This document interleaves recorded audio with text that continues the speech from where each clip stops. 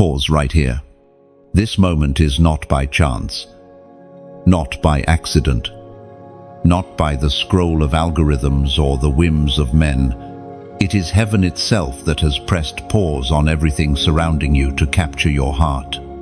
You are being spoken to right now because there is a divine decree written over your life, and the time has come for it to be unveiled. You are not ordinary. You were never meant to blend in. You have been carved out of eternity, set apart for this exact season, and heaven has chosen to address you. Do you feel the weight of those words? Stop scrolling. Pay attention. Let the world fade for these few minutes, because eternity is breaking into time, and you are standing in the center of God's attention. Your life, your story, your scars, none of it has gone unnoticed. Heaven pauses for you because you are marked.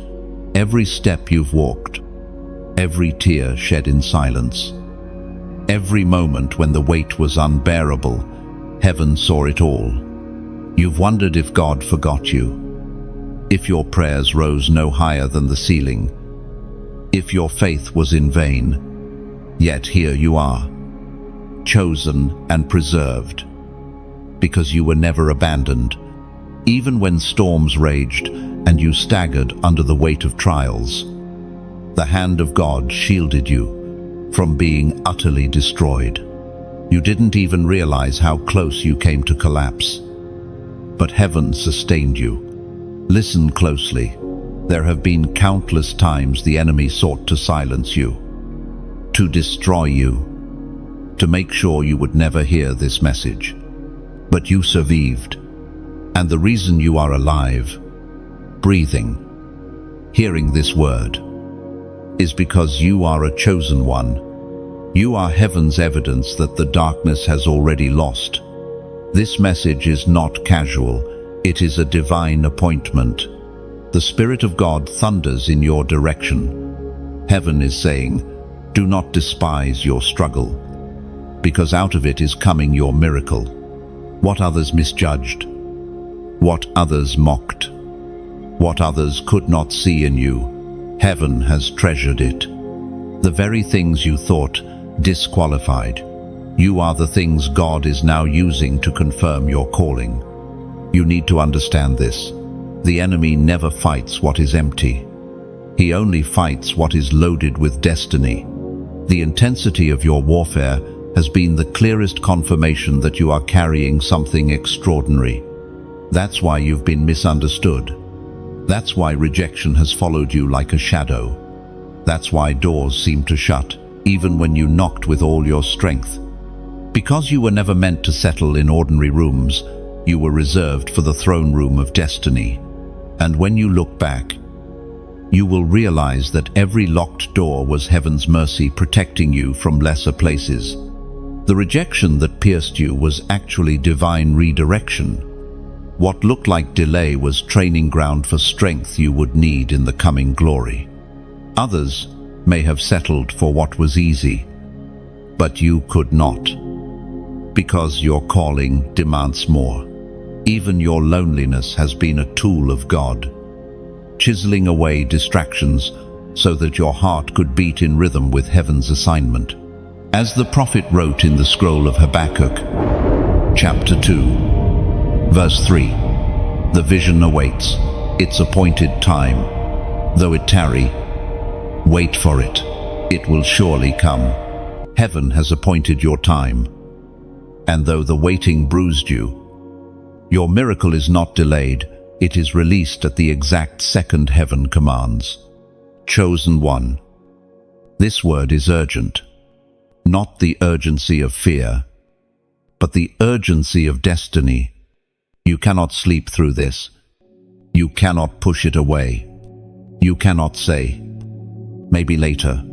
This moment is the crack in the heavens where God himself steps through to announce, because you never gave up. Heaven releases your miracle. The atmosphere around you is shifting, even as these words reach you. Heaven has been holding back a wave of breakthrough, waiting for the moment your endurance proved stronger than your despair. That moment is now. The miracle you thought had passed you by is not gone. It was preserved for this precise second. Your persistence, your refusal to bow, your choice to keep walking, even when the path was dark, has triggered heaven's release. Chosen one. Hear this clearly. Your waiting season is over. Divine timing has collided with your faith, and doors are unlocking before your very eyes. Do not be surprised when favor finds you in unexpected places, when opportunities rise from ashes, and when voices that once mocked you are forced to honor you. The sudden acceleration you are stepping into will make sense of every tear and every trial. This is not a small blessing. It is a heaven-sized miracle designed to announce to the world that you are chosen. Lift your heart and prepare your hands, because what is being placed into your life is bigger than what you prayed for. The release has begun, and nothing can stop it. So I tell you now, rise in your spirit. Refuse to believe the lie that your life is wasted. Refuse to bow to the whispers of the enemy that said, "You are forgotten." Lift your head. Your miracle is not somewhere far off. It is being delivered now. Heaven has paused over you, and angels are descending with instructions in their hands. You are not overlooked. You are not abandoned. You are the one heaven is celebrating today. If you can feel this in your spirit, don't remain silent. This is the moment to step into alignment. Declare it openly. Type the prophetic number 111 the comments below as a sign that you receive this release. 1. Represent divine beginnings. And today, your beginning is here. And before this word closes, hear this call clearly. Subscribe, share, and spread this message, not because it is about me, but because it is about you. You need to stay connected to every word that heaven is sending in this hour. This is your time, your season, your divine instruction. By choosing to stay connected, you are choosing to remain in the flow of heaven's revelation that keeps lifting you higher. Chosen one. Heaven pauses for you. The King of Kings is speaking into your life. Do not turn away. Your miracle is being released even as you listen. Chosen one. Hear me again. Every unseen battle you endured was not hidden from heaven. The world may have overlooked you. People may have dismissed your pain. But the one who holds eternity in his hands has never turned away. Your secret tears have been caught. Your whispered prayers have been recorded. And your silent endurance has been honored in the throne room of God. There were nights when you asked yourself, "Why me?" Nights when the heaviness was so deep that you could not put it into words. You wanted to scream, but you stayed silent. You wanted to collapse, but you kept standing. You wanted to give up, but something inside you whispered, "Just hold on a little longer." That whisper was heaven. That unseen strength that carried you through the longest nights was not your own. It was God Himself wrapping you with invisible arms so that you would not break. Do you understand the value of those battles? They were not signs that you were forgotten. They were proof that you were trusted. Heaven does not allow chosen vessels to remain untested. Oil is only produced when olives are crushed. Diamonds only emerge after intense pressure. You, chosen one, are the diamond forged in the unseen. You are the vessel carrying oil that others will one day draw from. Your scars are not shame, they are signatures of heaven's trust. Think of the countless times when you smiled outwardly while inwardly collapsing. No one saw it. Friends could not recognize it. Family may have overlooked it. But heaven saw. Every time you rose out of bed when your soul was screaming to hide, heaven stood in awe. Every time you lifted your hands in prayer, though your heart was weary, angels took notice. Every time you whispered, "God, help me," it was written into the eternal record. Your unseen battles were never wasted energy. They were investments into your future strength. They were seeds planted in tears that are now about to bloom into a harvest of joy. What you endured in silence has qualified you for victories that will soon be public. Chosen one, the truth is this: without those unseen battles, you would not be who you are today. They gave you compassion that cannot be taught in books. They gave you wisdom beyond your years. They gave you a resilience that no classroom could ever instill. They gave you the ability to discern pain in others because you yourself have been there. They made you unshakable. As Jesus himself declared in the Gospel of Matthew, chapter 5, verse 4, "Blessed are those who mourn, for they shall be comforted." This is your comfort. Heaven is announcing that none of your pain has been wasted. You are blessed, not cursed, because you endured.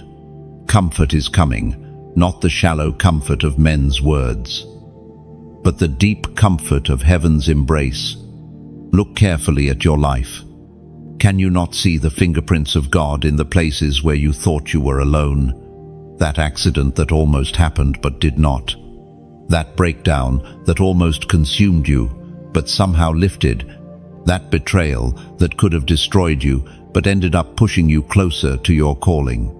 These are not coincidences. They are evidence that you were never alone. Beloved, your unseen battles carried more weight in eternity than you realize. Every time you chose to keep walking when your legs were shaking, heaven recorded it. Every time you prayed through your tears, the incense rose higher than songs sung in comfort. Every time you chose holiness in the shadows, it thundered louder than the praises shouted in crowds. You have lived a hidden warfare, but heaven has counted every victory. Think about this truth. People often admire crowns but do not see the crushing that produces them.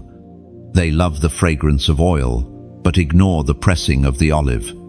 They celebrate testimonies, but forget the tears behind them. Yet God has not forgotten. He honors the process as much as the promise. He values your unseen battles as much as the victories to come. Chosen one, you survived what many would not have survived. Do not underestimate the miracle of your endurance. You could have been lost in depression, but you are still standing. You could have given in to despair, but you held on. You could have surrendered to bitterness, but you kept your heart tender. That is no small thing. It is evidence that heaven was guarding you every step of the way. The unseen battles have shaped you into a weapon against the darkness. You carry authority because you have overcome. When you walk into a room, hell trembles because it recognizes the scars you bear as proof of victory. When you open your mouth to pray, your words carry weight because they are not theory. They are forged from nights of wrestling, tears of surrender, and scars of endurance. Chosen one, lift your head. You are not a victim of unseen battles. You are a victor crowned through them. You are not defined by the pain, but by the endurance. You are not marked by loss, but by survival. The fact that you are still here means that your destiny is indestructible. The unseen battles have been your preparation for the visible glory that is about to unfold. So let peace settle in your heart. Let the accusations of the enemy fall silent. Let the whispers of doubt fade away. Your story is not one of defeat, but of resilience. You are proof that the unseen hand of God holds his chosen ones even in their darkest nights. And now, The world is about to see the fruit of what you endured in silence. The unseen battles you fought have written songs in heaven, and soon they will echo on earth. Hold this truth: nothing was wasted, and everything is about to turn for your good. Chosen one. Let me speak directly into the core of your soul. You have carried rejection that cut deeper than any sword. You have felt the sting of being misunderstood, of being pushed aside, of being overlooked by those who should have celebrated you. From childhood until now, you have known what it means to walk through life, marked as different. And here is the truth: you were never meant to blend in. There is a divine mark upon your life that sets you apart. That's why you could never fit comfortably in circles where others laughed freely. That's why conversations that satisfied them left you empty. That's why people you trusted could not handle the weight of your calling. The rejection you faced was not accidental, it was prophetic. You were being separated, not because you were unworthy, but because you were chosen. Do you realize what this means? The pain of rejection was actually heaven's way of redirecting you. Every door that shut, every friendship that broke, every misunderstanding that left you wounded was heaven whispering, "You are not meant to settle here." The very moments that made you feel unworthy were the ones that proved your worth in eternity's eyes. Think about the people who walked away from you. You thought their absence would destroy you. Yet, their departure was a gift. They were never assigned to your destiny. They could not walk where God was taking you. Their rejection carved space for divine connections to find you. You may not see it yet, but the empty places in your life are being prepared for people who will honor what you carry. Beloved, the rejection you endured has refined you. It has taught you not to live for the approval of men, but for the approval of heaven. It has freed you from being enslaved to applause. It has trained you to stand alone with God, even when the crowd turns away. That kind of strength cannot be purchased, cannot be imitated, cannot be faked. It is forged in the fire of rejection. As we are reminded through the writings of David in the Psalms, chapter 27, verse 10, "Though my father and mother forsake me, the Lord will receive me." Take hold of that truth. People may abandon you. Family may misunderstand you. Friends may betray you. But heaven has received you. And when heaven receives you, no earthly rejection has the power to define you. Chosen one. Think back to those times you questioned yourself. What is wrong with me? Why can't I just be like everyone else? Why do I always feel different? The answer is simple. You were not created to be like everyone else. You were crafted by heaven to carry something uncommon, something holy, something eternal. Of course, the world did not understand. Of course, they misjudged you. Light is always uncomfortable to those who prefer shadows. Understand this clearly. Rejection was your shield. It protected you from environments that would have poisoned your purpose. It kept you from relationships that would have drained your destiny. It closed doors that would have wasted your time. If everyone had accepted you, you would have settled in comfort zones, unworthy of your calling. Rejection pushed you into the arms of God and positioned you for greatness. Chosen one. Your destiny was too great to be hidden under the approval of people. You had to be misunderstood so that you would lean into God's understanding. You had to be pushed aside so that heaven could pull you forward. You had to walk lonely roads so that you would discover the companionship of angels. And now, every tear shed in rejection is becoming the oil of anointing upon your life. Hear me carefully.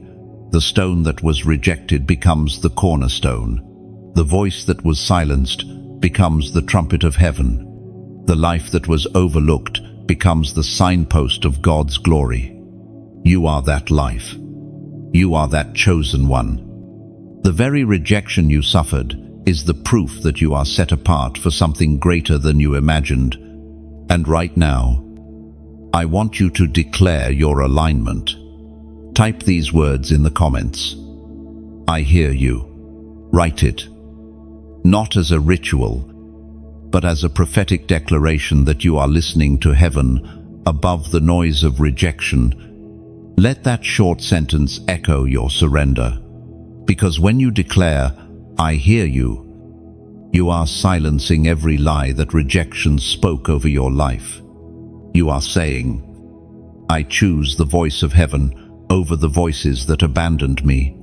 Do not underestimate the power of this act. When you comment, I hear you, you are stepping into the posture of Samuel, the child who heard God's call in the night. You are positioning yourself as one who listens when the world ignores. You are aligning your heart with the frequency of heaven, and when heaven finds a listener, miracles are released. Beloved, chosen one, never again let rejection define you. Let it refine you. Yes, let it push you closer to God. Yes, but never let it label you as unwanted, for you are wanted by the King of Kings. You are desired by the one who knit you together in your mother's womb. You are celebrated by heaven's host, who saw every moment of your journey. You are marked not by man's approval, but by God's choosing. So, lift your head. Stand tall in your identity. Refuse to shrink back because others could not see your worth. Their blindness does not cancel your brilliance.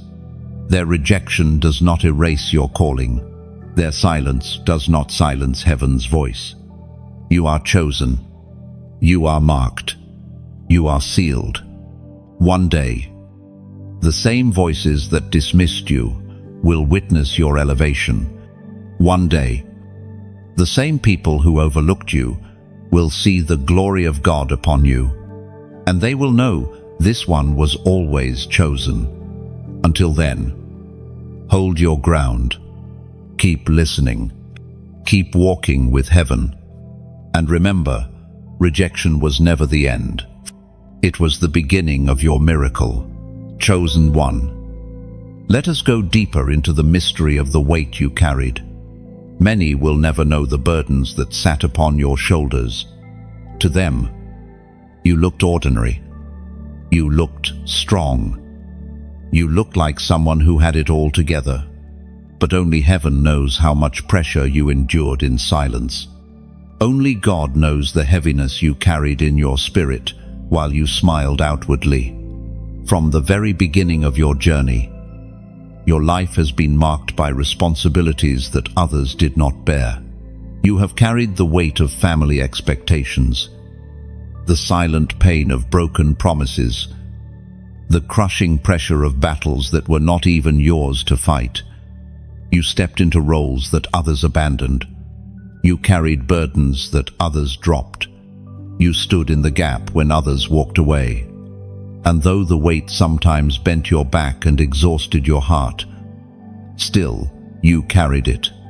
There were moments when you longed for someone to notice, just one person to say, I see what you're going through.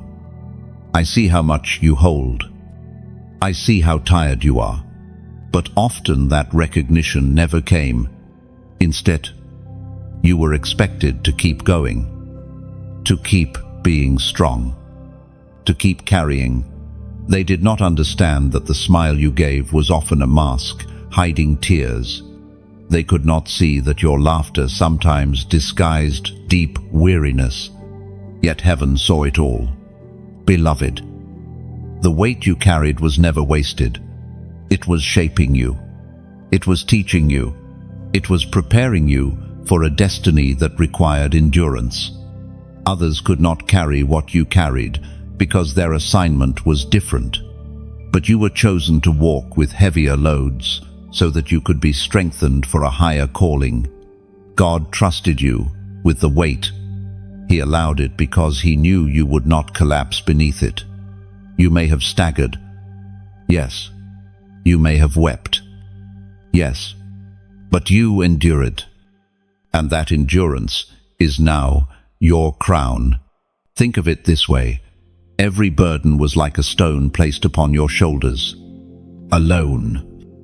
One stone is light, but as they added up, it felt unbearable. And still, you carried them.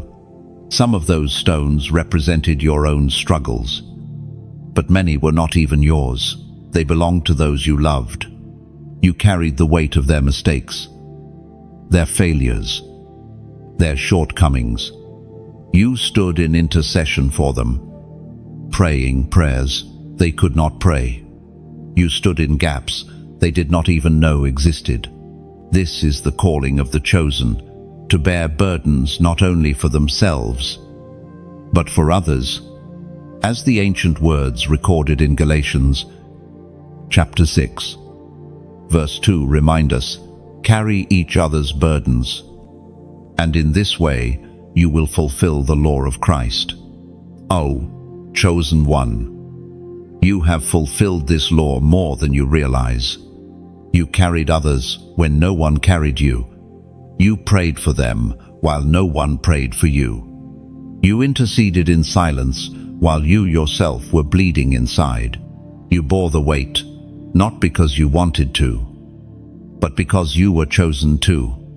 And because of that obedience, heaven is preparing to lift the weight and replace it with glory.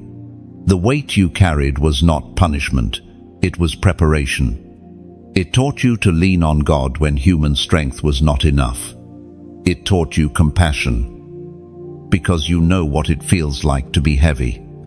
It taught you perseverance, because you refused to give up, even when no relief came. These lessons are treasures. They cannot be stolen, and they will serve you for the rest of your journey. Beloved, sometimes the heaviest weight was not physical, but emotional. The betrayal of those you trusted, the disappointment of dreams that crumbled, the loneliness of walking roads no one else wanted to walk. These were burdens that pressed harder than iron, and yet, even in that place, you discovered a strength you never knew you had. You learned that though your body may weaken, your spirit can rise higher. Though your heart may ache, your soul can still burn with faith. Though the load may crush, the grace of God sustains. Think back to those moments when you whispered, God, I cannot do this anymore. And yet somehow, you did. You rose. You pressed forward. You lived another day. That was not your strength, it was His. That was not your willpower, it was divine grace carrying you when you had no strength left to carry yourself. Chosen one, do not despise the weight, for what it pressed out of you was precious oil, oil of resilience, oil of wisdom, oil of authority, the kind of oil that only comes from being crushed. And that oil is now upon your life. It sets you apart. It makes you dangerous to the kingdom of darkness. It qualifies you to speak with authority into places others cannot. Because when you speak, your words are not empty. They are forged from weight carried and battles won. Do not believe the lie that you were cursed with heaviness. You were entrusted with it. And now, the one who placed it upon you is lifting it from you. He is exchanging the spirit of heaviness for garments of praise. He is trading your burdens for blessings. He is replacing the weight of sorrow with the weight of glory. Beloved chosen one, your life is about to shift. The very weight that once slowed you down is becoming the platform that elevates you. People will look at you and see strength. But they will not know the nights you carried unbearable loads. They will see wisdom, but they will not know the tears that birthed it. They will see authority, but they will not know the struggles that shaped it. And in that moment, you will know that everything was worth it. The weight you carried was never meant to break you. It was meant to reveal you. You are stronger than you thought. You are wiser than you realized. You are deeper than they imagined. And all of it is because you carried weight others could not. So now, stand tall. Let the burdens fall from your shoulders. Heaven is declaring over you, the training season is ending, and the revealing season is beginning. Your weight has been exchanged for wings. You will run and not grow weary. You will walk and not faint. You will rise on eagle's wings into the destiny prepared for you. Beloved chosen one. Every ounce of that weight was worth it. And soon, the glory to be revealed in you will make every burden fade like a shadow at sunrise. Chosen one. Pause again and remember, the enemy has tried time and time again to stop you. He plotted. He schemed. He whispered lies into your ears. He used people to wound you, circumstances to break you, and seasons to wear you down. Yet, look at you. You are still standing. Every attempt to trap you only set the stage for your miracle. Every weapon formed against you became the proof that you are chosen. Think of your life as a lamp placed in the middle of a storm. The winds howled. The rains poured. And the darkness tried to smother your flame. But your light did not go out. Instead, it flickered. It bent. But it endured. And now, that same light shines brighter than before. Chosen one. You must know, the storms that were meant to extinguish you only revealed that your fire cannot be quenched. The enemy wanted you silenced. He wanted your story buried. He wanted your faith broken. But every failed attempt has only proven the strength of heaven within you. You are not standing here by accident. You are standing here because the darkness has no power to overcome the light you carry. As the Word of God declares in the book of Isaiah, chapter 54, verse 17, no weapon forged against you will prevail, and you will refute every tongue that accuses you. This is not just a promise written long ago. This is your present reality. No scheme against you will succeed, because you are covered. Beloved, think of your journey like a tree. The storms came, and some branches snapped. The winds blew, and some leaves scattered. But your roots, your unseen strength, went deeper into the soil of God's presence. And because of those deep roots, you survived storms others could not endure. The fruit that is coming from your life will be sweeter because of the storms that watered it with tears. Now, hear me carefully. You have not walked this path alone. As you are listening, there are thousands of other chosen ones awakening across the earth. People who also survived storms and battles. Together, you are part of a great forest of trees planted by heaven. And just as trees stand stronger in a forest than in isolation, you, too, are meant to stand in connection. That is why I speak to you now with sincerity. If this message resonates, if it stirs your spirit, do not keep it to yourself. Like the lamp on a hill that cannot be hidden, let this light spread. Share it with someone else who may be standing in their storm. You may never know whose flame will be preserved because you shared a word at the right moment. And let me be clear, your voice matters. Your action matters. When you like, when you share, when you subscribe. You are not just pressing buttons, you are planting seeds.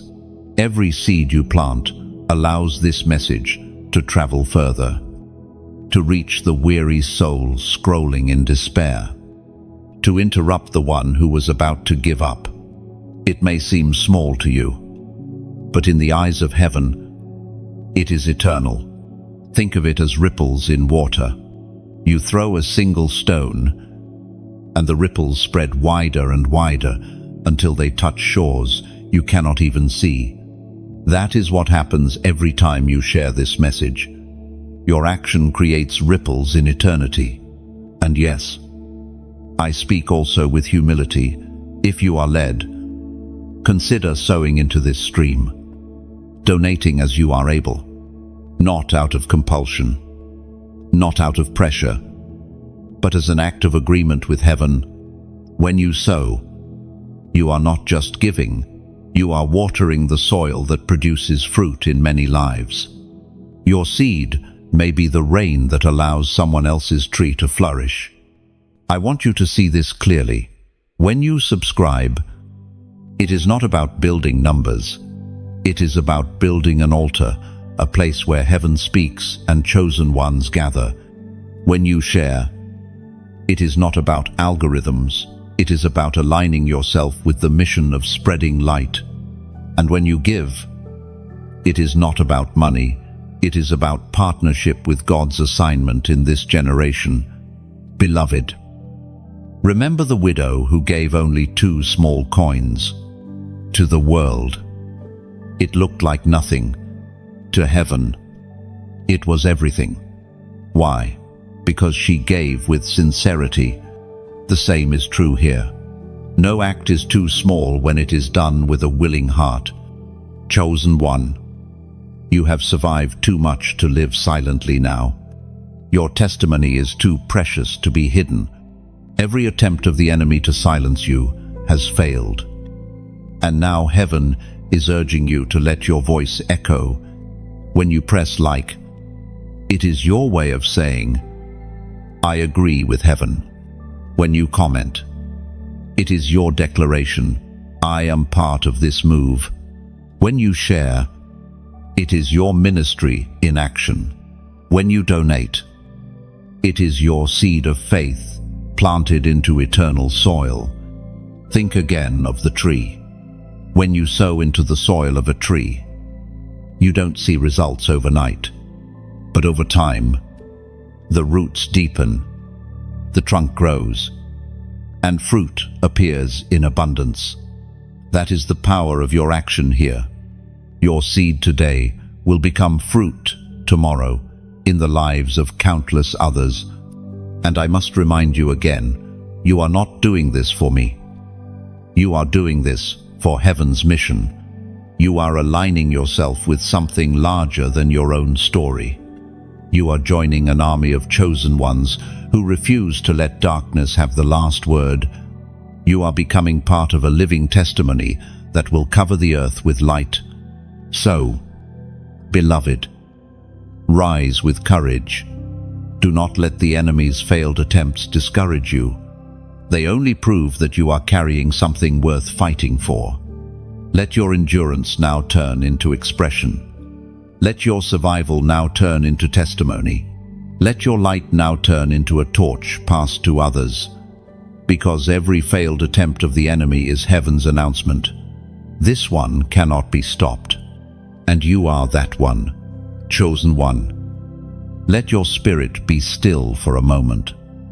Because I am about to remind you of the times you almost gave up.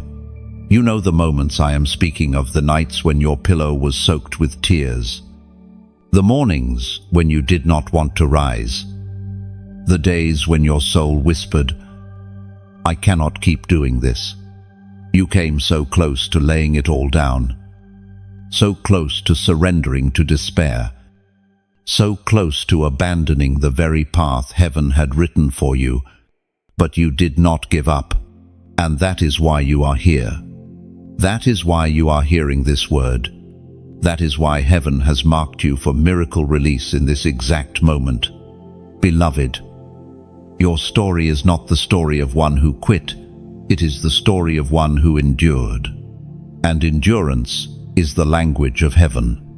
The crown belongs not to the fastest, not to the strongest, not to the most celebrated, but to the one who refuses to give up. That is you. Think about it. You faced betrayals that would have crushed others, yet you survived. You endured losses that could have destroyed hearts, yet you kept walking. You were hit by storms that could have shattered minds, yet your mind is still intact. Every moment you almost gave up was the moment heaven sent invisible strength to sustain you. You thought it was your own willpower, but it was God carrying you when you could not carry yourself. As the apostle reminds us in his letter to the Corinthians, chapter 15, verse 58, "Therefore, my beloved brothers and sisters, stand firm. Let nothing move you. Always give yourselves fully to the work of the Lord, because you know that your labor in the Lord is not in vain." Oh, do you hear it? Your labor is not in vain. Your prayers were not wasted. Your tears were not meaningless. Your perseverance was not ignored. Everything you did in faith, even the small acts, even the unseen moments, were noticed by heaven, and they are now being turned into testimony, into miracles, into glory. Chosen one, understand this truth. Those near breakdowns you experienced were not weakness, they were thresholds. Each one was a doorway you were meant to cross. The enemy tried to stop you at the threshold because he knew what was on the other side. That is why the pressure was so intense, why the voices grew so loud, why despair seemed unbearable. But you crossed anyway. You endured anyway. And now you are standing on the other side, stronger than before, closer to your breakthrough than ever. There is beauty in your story that you may not see yet, because when you almost gave up, heaven leaned closer. When you whispered, "I cannot do this anymore," angels strengthened you, just as they strengthened Jesus in Gethsemane. When you thought the darkness would swallow you whole, the light of God whispered, "Not this one, not today, not ever." That whisper preserved your life. Beloved, this is why your testimony will carry weight. People will hear your story and wonder how you survived. They will look at your scars and ask how you still smile. They will listen to your voice and feel the authority of one who has walked through fire and emerged unburned. And you will say, "I almost gave up, but heaven kept me." That will be your declaration. That will be your song. Chosen one, let this settle into your spirit. You are not weak because you almost gave up. You are strong because you did not. You are not a failure because you stumbled. You are victorious because you stood again. You are not defined by the moments of despair. You are defined by the fact that you rose from them. Think of your life like a clay vessel in the hands of a potter. Pressure came. Cracks appeared. Pieces threatened to fall apart. But the potter never abandoned the clay. He held it, pressed it, reshaped it, until it became stronger than before. That is your story. The cracks in your life are not signs of destruction. They are the places where the light of God shines through. And now, beloved, I invite you into an act of alignment, not with empty words, but with prophetic declaration. Write in the comments the number 444. Why this number? Because 4 represents stability, foundation, and establishment. When you write 444, you are declaring, "My life is being established on the rock of God. My steps are firm. I will not be shaken. I am rooted in destiny. Do not underestimate this act. It is not superstition. It is not ritual. It is agreement. When you type 444, you are saying to heaven and to the earth, I stand firm. I will not give up. I am rooted in God's foundation, and no storm will remove me. That simple act is your declaration of strength, beloved chosen one. Let me explain why this matters. When you write it, you are not just typing, you are testifying. You are telling the enemy, every attempt failed. I am still here. You are telling yourself, my feet are steady. My soul is strong. My heart is fixed. You are telling heaven, I agree with the word over my life. And as you do this, expect the atmosphere around you to shift. Expect clarity to come where confusion lingered. Expect peace to flow where anxiety once dominated. Expect strength to rise where weakness had weighed you down. Because when you align with heaven, everything around you must adjust. Chosen one, hear this final truth for today. You did not come this far to quit now. The worst is behind you.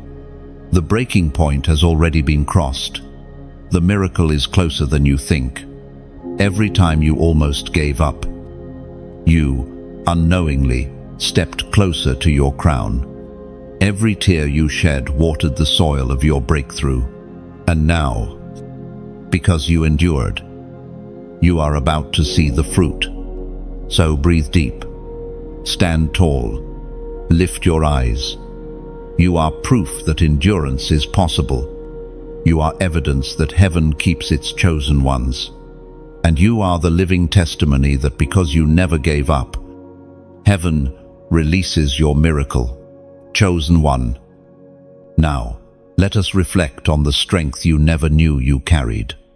When you look back over your journey, you may recall seasons where you felt certain that you would not survive another day.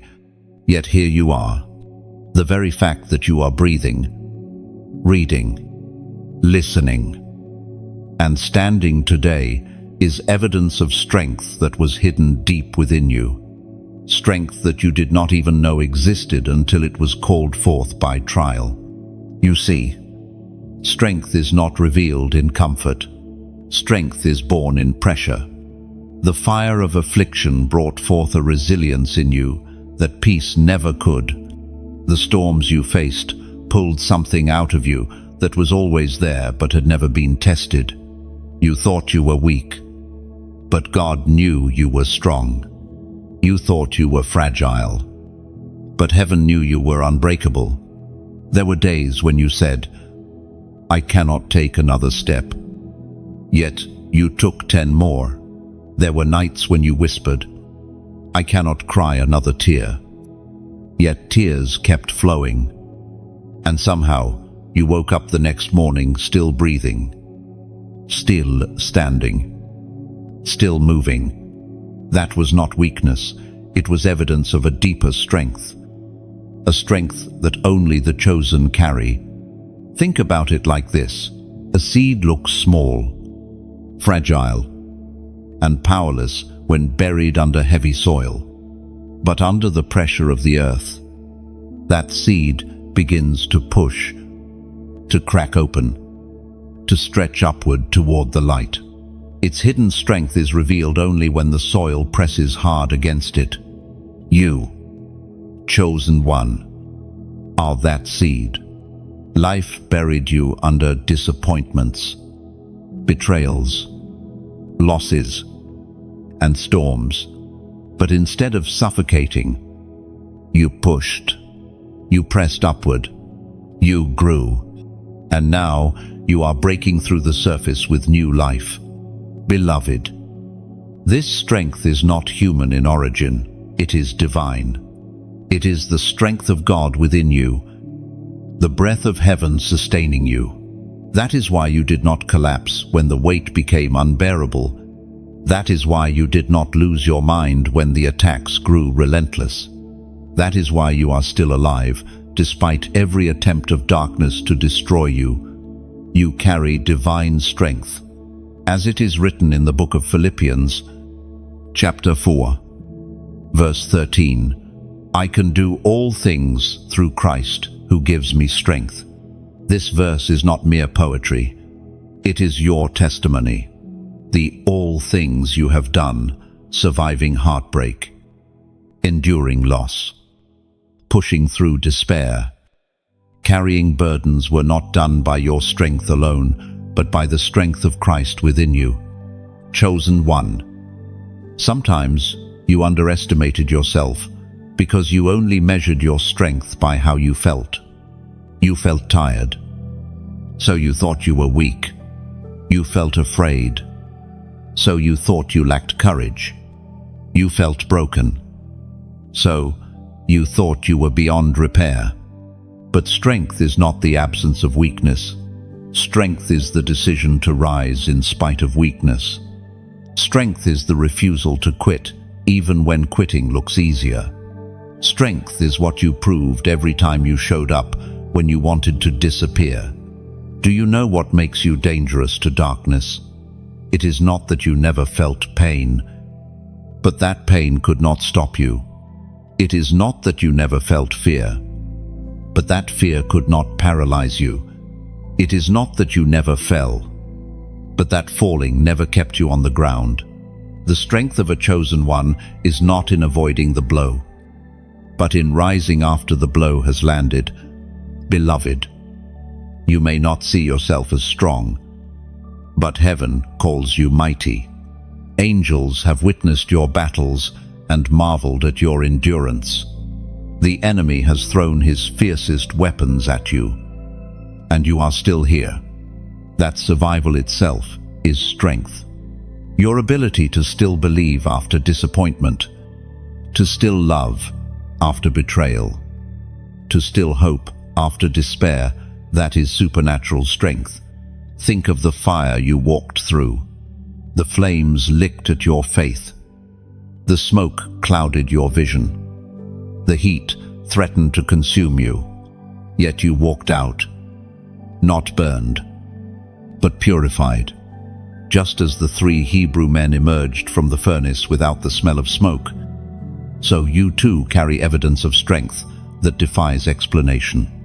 This is why others look at you and cannot understand how you survived. They would have broken under what you carried. They would have surrendered to bitterness under what you endured. They would have been destroyed by the storms that you walked through, but you survived. That is strength. That is divine resilience. Beloved, the strength you carry is also meant to serve others. It is not only for your survival, but for the encouragement of those around you. When others see your endurance, it gives them courage. When they hear your story, it fuels their faith. When they watch you stand tall after storms, it teaches them that survival is possible. You are not just carrying strength for yourself, you are carrying strength for generations. Do not despise the days of weakness. They are the backdrop against which your true strength shines. Do not despise the scars. They are the proof that you endured. Do not despise the tears. They watered the soil of your resilience. Do not despise the battles. They awakened the warrior inside you. Chosen one. Your strength terrifies darkness. Every time you rise, you remind the enemy that his schemes have failed. Every time you smile, you announce that joy has triumphed over sorrow. Every time you move forward, you declare that destiny is unstoppable. Your strength is not silent, it speaks. It speaks to heaven as a testimony. It speaks to earth as an encouragement. And it speaks to hell as a warning.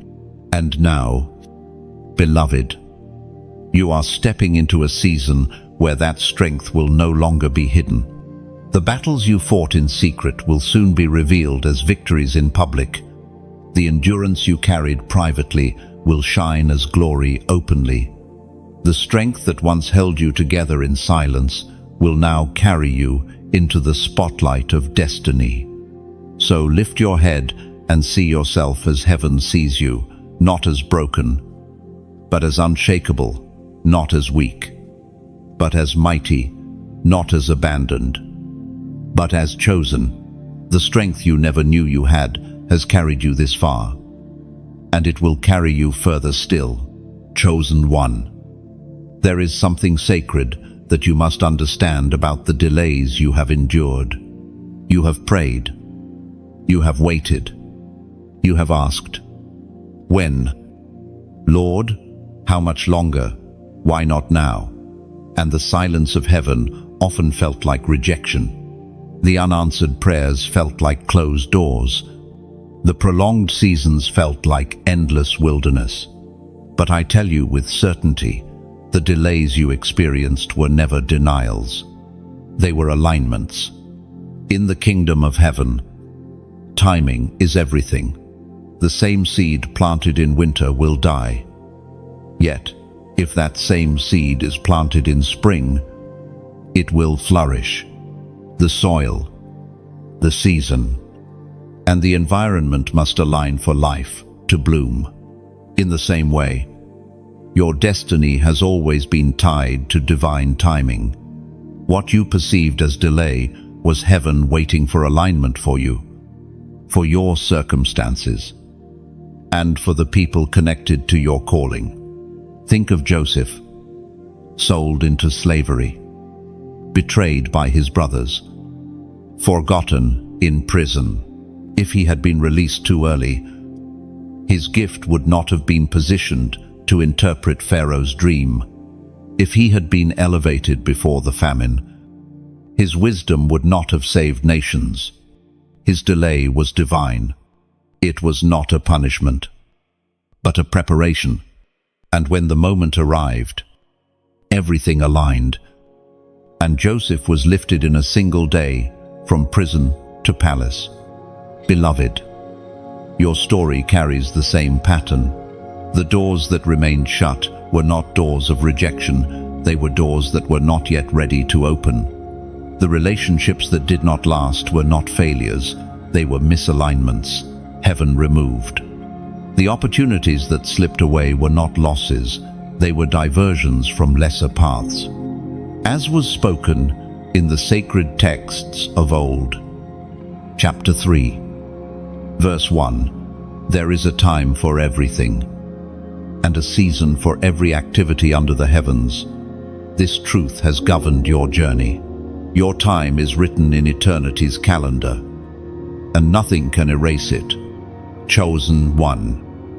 Delays have been your training ground.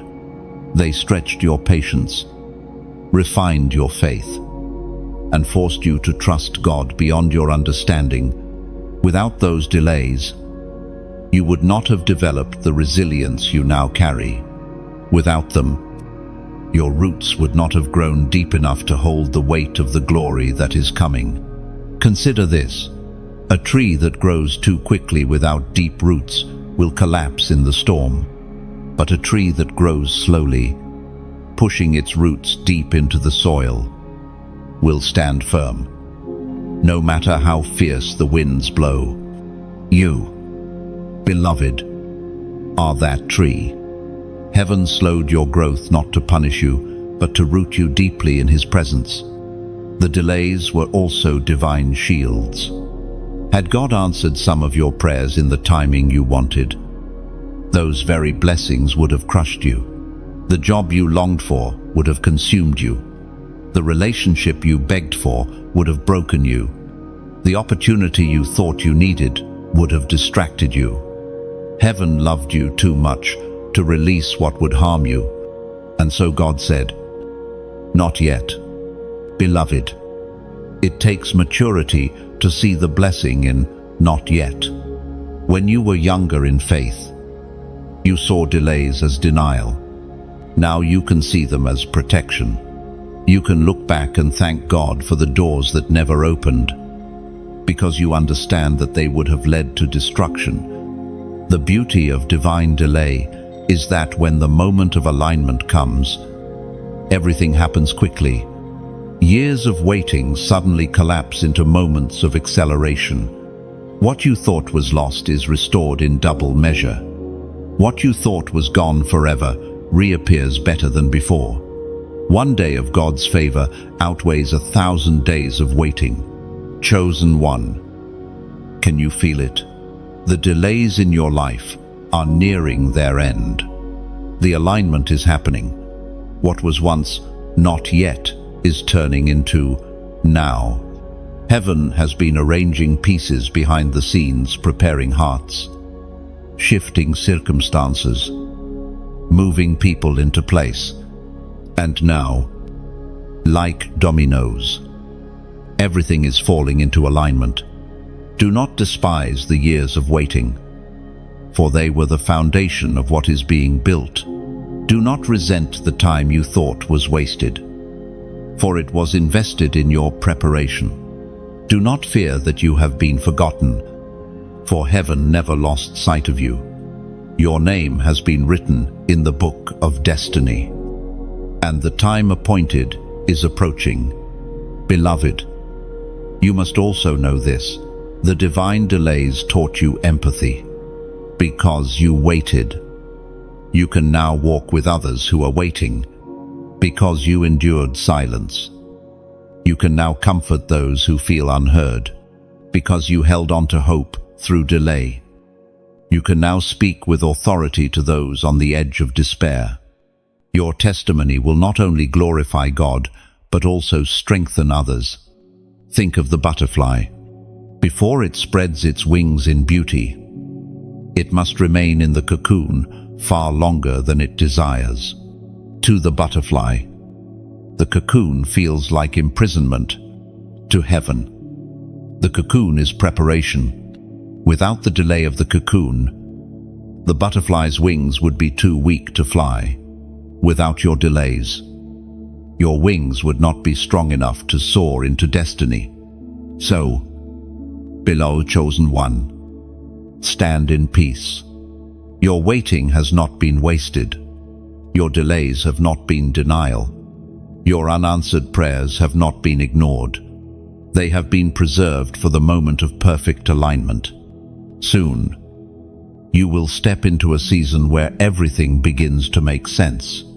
You will see why you had to wait, why doors closed, why prayers seemed unanswered.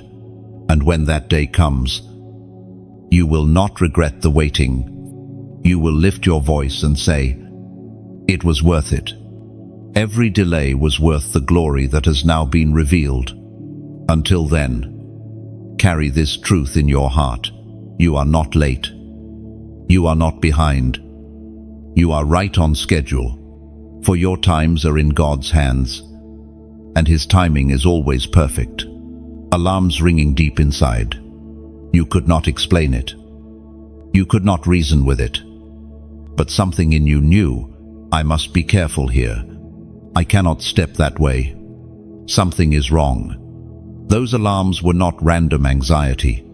They were divine protection.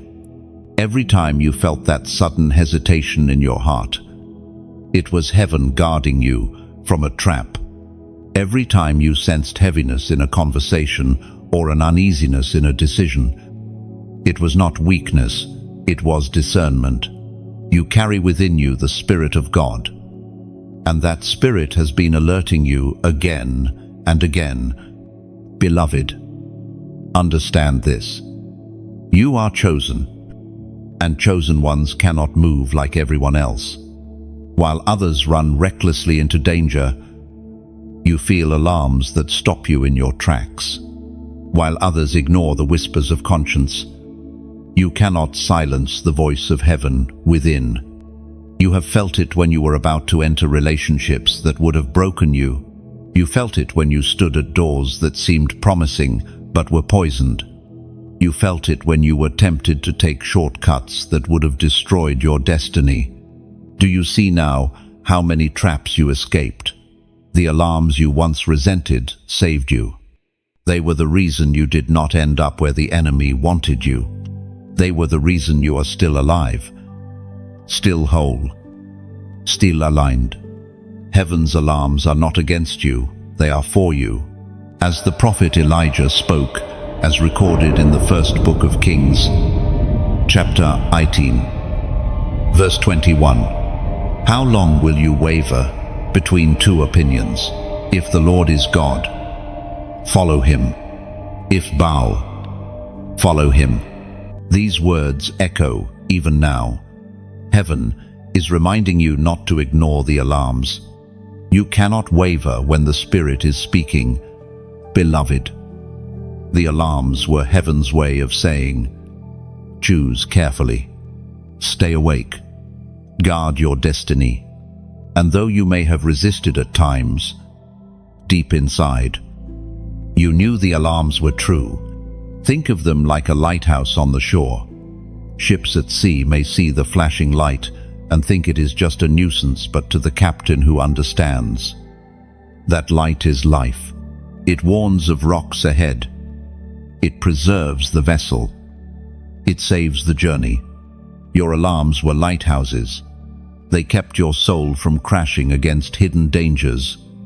And yet, there were moments when you almost ignored them. Times when you thought, maybe I'm overthinking. Maybe it's nothing. Maybe I should just go ahead. But heaven would not let you. The unease grew heavier. The red flags waved brighter, until you could not ignore them anymore. That was not you being paranoid. That was heaven refusing to let you fall. Beloved, this is proof that you are chosen. Others can walk blindly into traps because their destiny does not carry the same weight. But you are marked. Your life carries too much purpose to be wasted. That is why the alarms are louder for you. That is why conviction cuts deeper for you. That is why peace disappears quickly when you are in the wrong place. You are not ordinary. You cannot live recklessly. Understand this. The alarms are not punishment. They are invitations. Invitations to trust God's leading more than your own reasoning. Invitations to surrender your steps to the one who sees further than your eyes. Invitations to live set apart, even when others mock you. Beloved, every alarm has shaped your journey. Look back. Can you not see the doors you never walked through because something felt wrong? Can you not see the people you left behind because your spirit was restless around them? Can you not see the decisions you delayed because peace did not accompany them? All of those choices preserved your calling. This is why, moving forward, you must honor the alarms. Do not despise them. Do not suppress them. Do not explain them away. Heaven placed them within you as guardians of your destiny, and every time you obey, you step deeper into alignment. Chosen one. You may wonder why I am pressing this so strongly. It is because your next season requires sharper obedience. The alarms will increase. The Spirit will nudge you more quickly.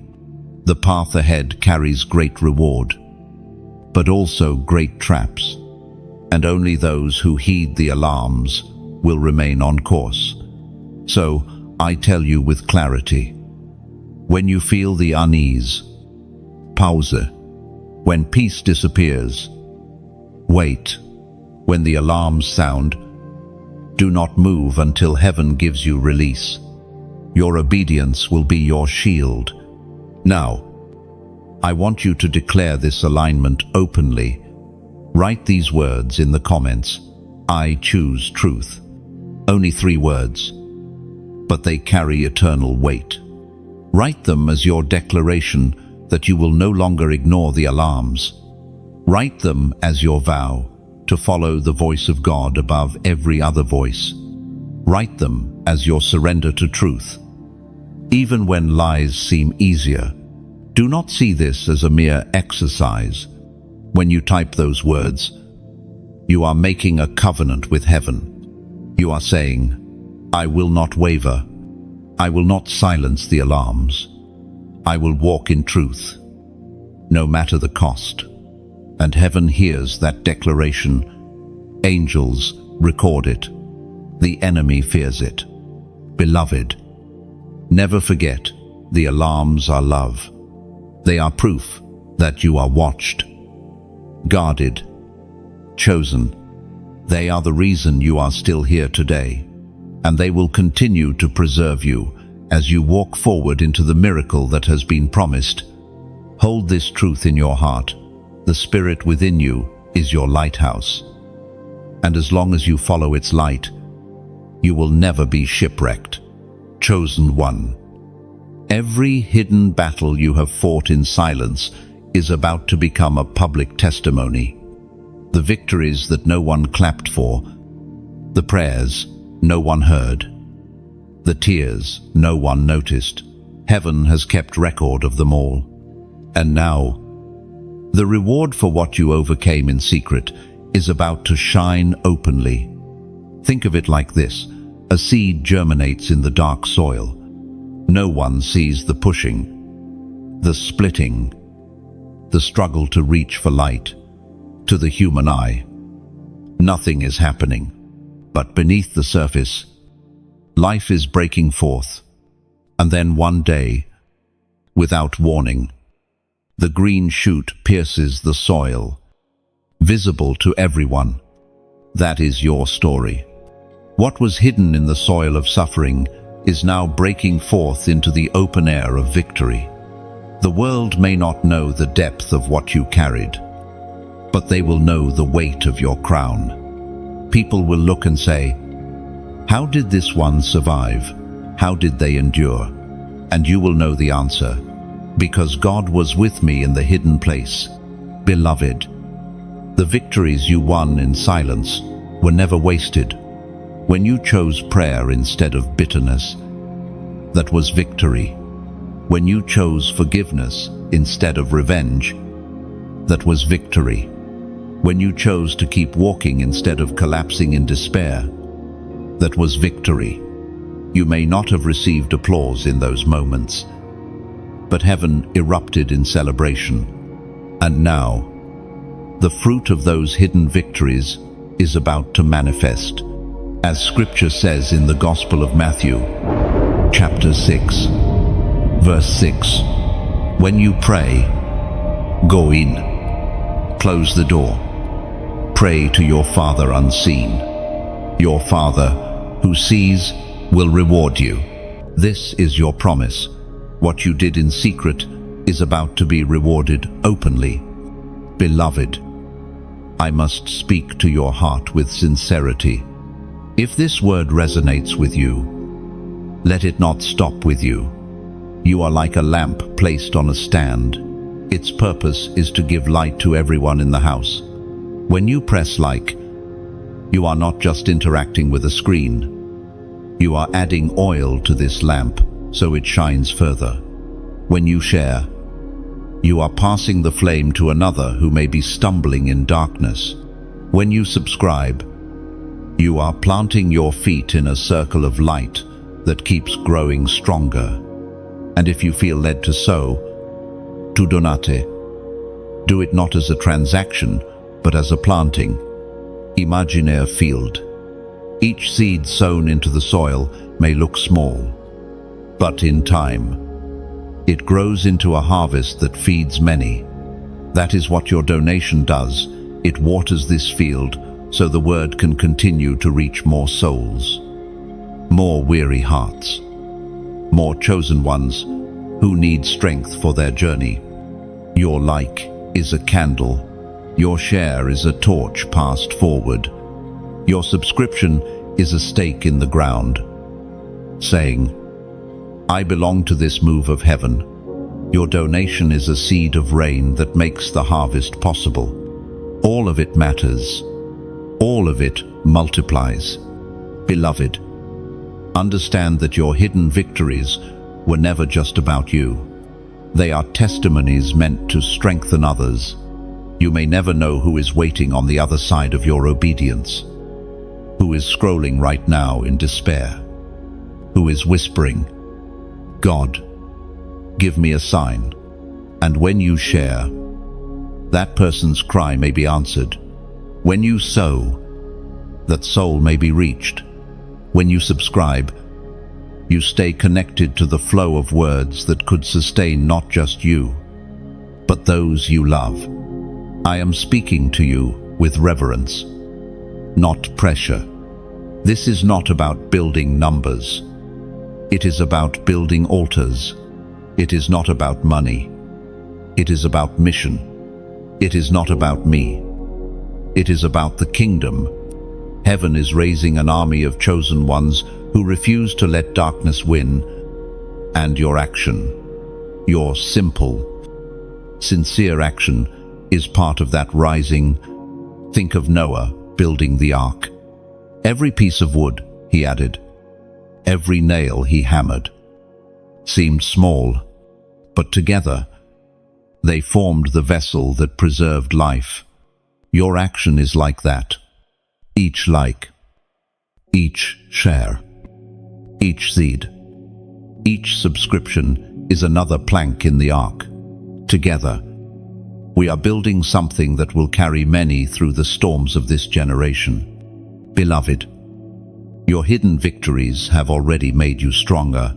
Now let them also make others stronger. Let your testimony ripple out like waves across water, because when you give your yes, the circle of light expands, and more chosen ones are awakened. And while we are speaking of hidden victories, let me remind you, heaven saw every single one. The night you wanted to quit but whispered one more prayer, heaven saw. The morning you dragged yourself out of bed and chose to believe again, heaven saw. The moment you forgave the unforgivable, heaven saw. And now, the reward for all those hidden victories is coming like a flood. Do not be surprised when doors swing open that you never knocked on. Do not be shocked when opportunities appear that you never pursued.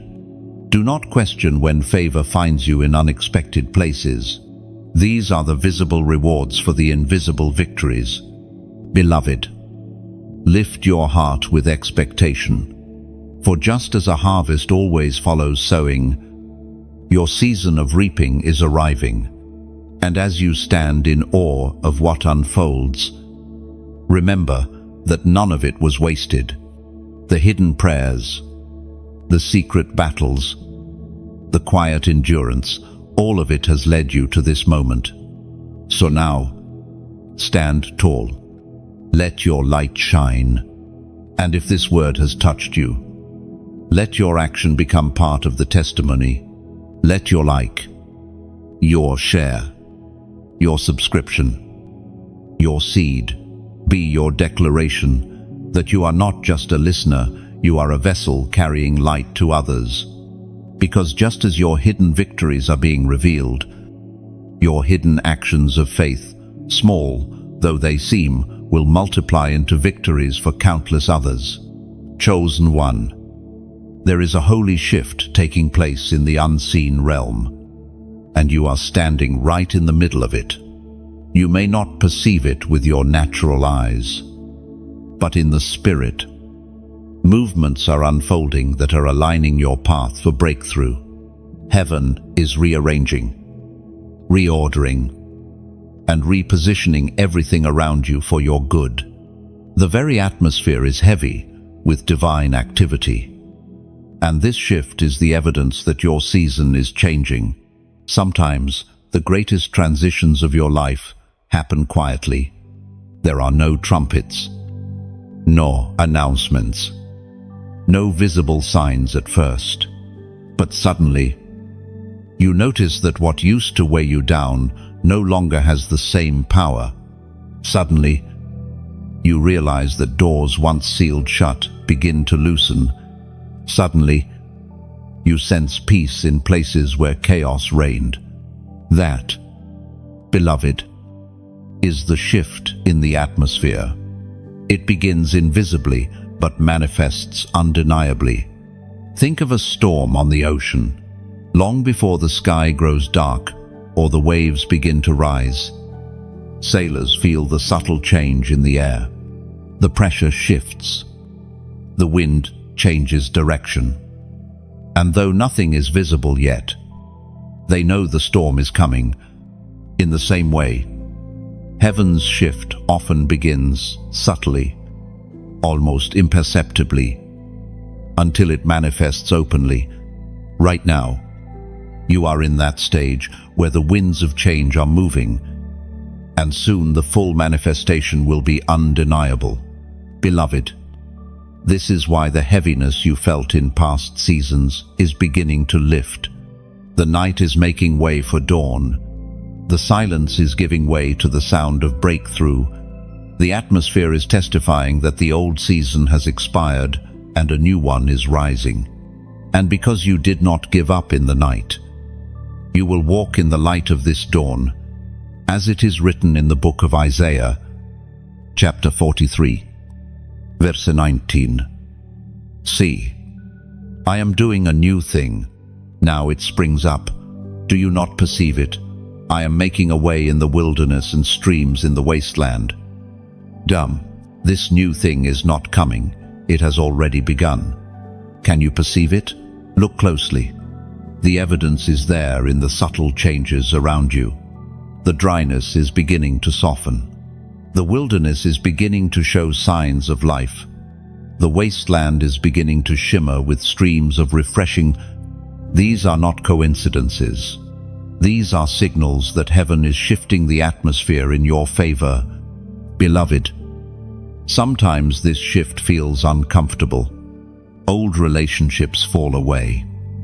Old patterns no longer satisfy, and places where you once felt at home suddenly feel foreign. Do not resist this discomfort. It is proof that you are being prepared for new ground. Just as an eagle stirs the nest to force its young to fly, heaven stirs your environment so you will not settle where you do not belong. Remember, a shift does not mean chaos. It means movement. It means the old is breaking so the new can emerge. It means that heaven is reordering things in a way that your human eyes cannot fully comprehend. And though it feels unsettling at times, it is always for your good. Beloved, let us consider this through imagery. Imagine a chessboard. To the untrained eye, the pieces moving back and forth seem random. Some moves even look like losses, as pawns are sacrificed. But to the master player, every move is part of a larger strategy to secure victory. In the same way, the shifts in your life may not make sense right now. Some of them may even feel like loss, but the Master is orchestrating them with precision, positioning you for checkmate against the enemy. Think also of the seasons of nature. Winter seems endless, barren, and lifeless. Yet beneath the frozen ground, roots are being strengthened, seeds are being prepared, and the soil is being readied.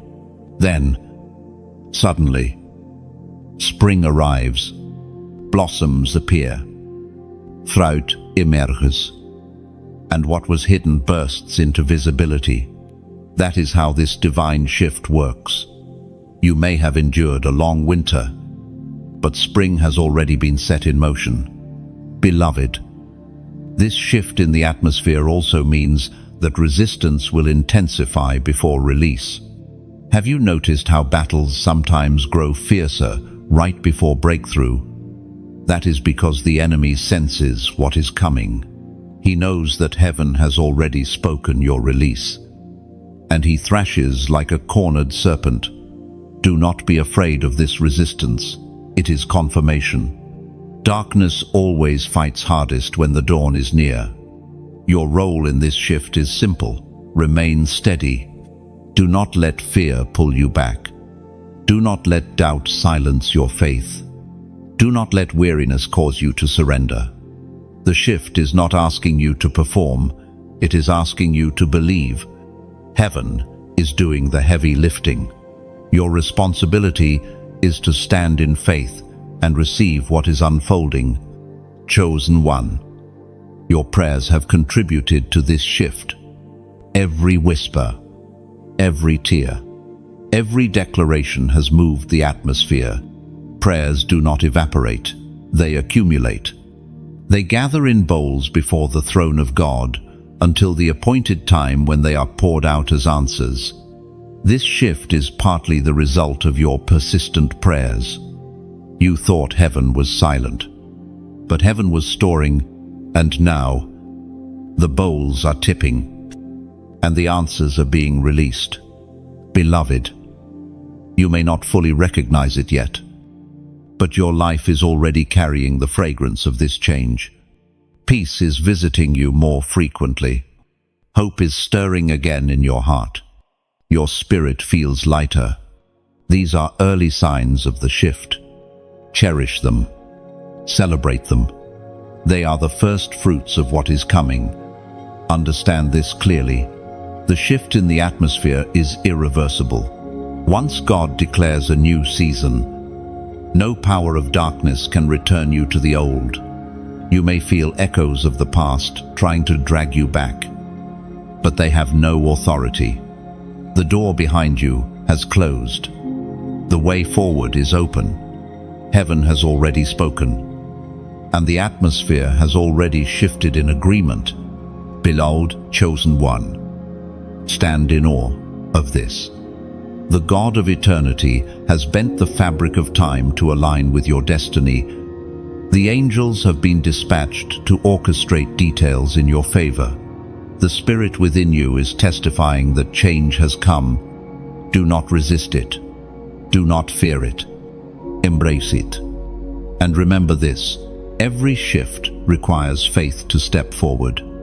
When Israel left Egypt, the atmosphere had shifted in their favor, but they still had to walk out of bondage. When Peter was freed from prison by an angel, the chains fell off, but he still had to walk through the open doors. Your chains have been broken. Your doors have opened. Now walk forward. The atmosphere has shifted. Beloved, you are no longer where you were. Heaven has moved, and so must you. Chosen one, you have come to a turning point. All the pain, all the silence, all the stretching and waiting has led to this very moment, the prophetic release. Heaven has been holding treasures for you, preparing them in secret. And now the seals are breaking. What was stored up is being poured out. What was delayed is being delivered. What was hidden is being revealed. This moment is not ordinary. It is the unveiling of destiny. You have endured seasons when it felt like nothing was moving. You prayed and heard silence. You knocked on doors, and they stayed shut. You sowed seeds, but the soil looked barren. Yet even in those dry seasons, something was happening underground. Roots were growing, foundations were forming, faith was being purified. And now, beloved, heaven declares, the time of waiting is over. The time of release has come. Imagine a river held back by a dam. For years, the waters push and press, but the wall restrains them. Then comes the appointed time when the gates are lifted, and the river rushes forward with unstoppable force. That is the image of what heaven is doing for you. Now, everything that seemed restrained is about to pour into your life with divine acceleration, as it was proclaimed in the second letter to Timothy, chapter 1, verse 7. For God has not given us a spirit of fear, but of power, of love, and of a sound mind. This is the essence of your prophetic release. You are no longer held by fear. You are clothed in power. You are surrounded by love. You are anchored in clarity. Beloved, prophetic release means more than blessing. It means heaven is announcing your new identity. You are not just a survivor, you are a vessel of authority. You are not just someone who endured, you are someone who reigns. The release coming into your life will not only restore what was lost, it will establish you as a signpost for others. People will look at your story and see evidence of God's hand. Do not underestimate this moment. What is being released is not small, it is generational. It is meant not only for you, but for your family line, for those connected to you, for those who will hear your testimony. You have broken cycles in silence. Now you will release blessings in abundance. You have endured curses behind closed doors.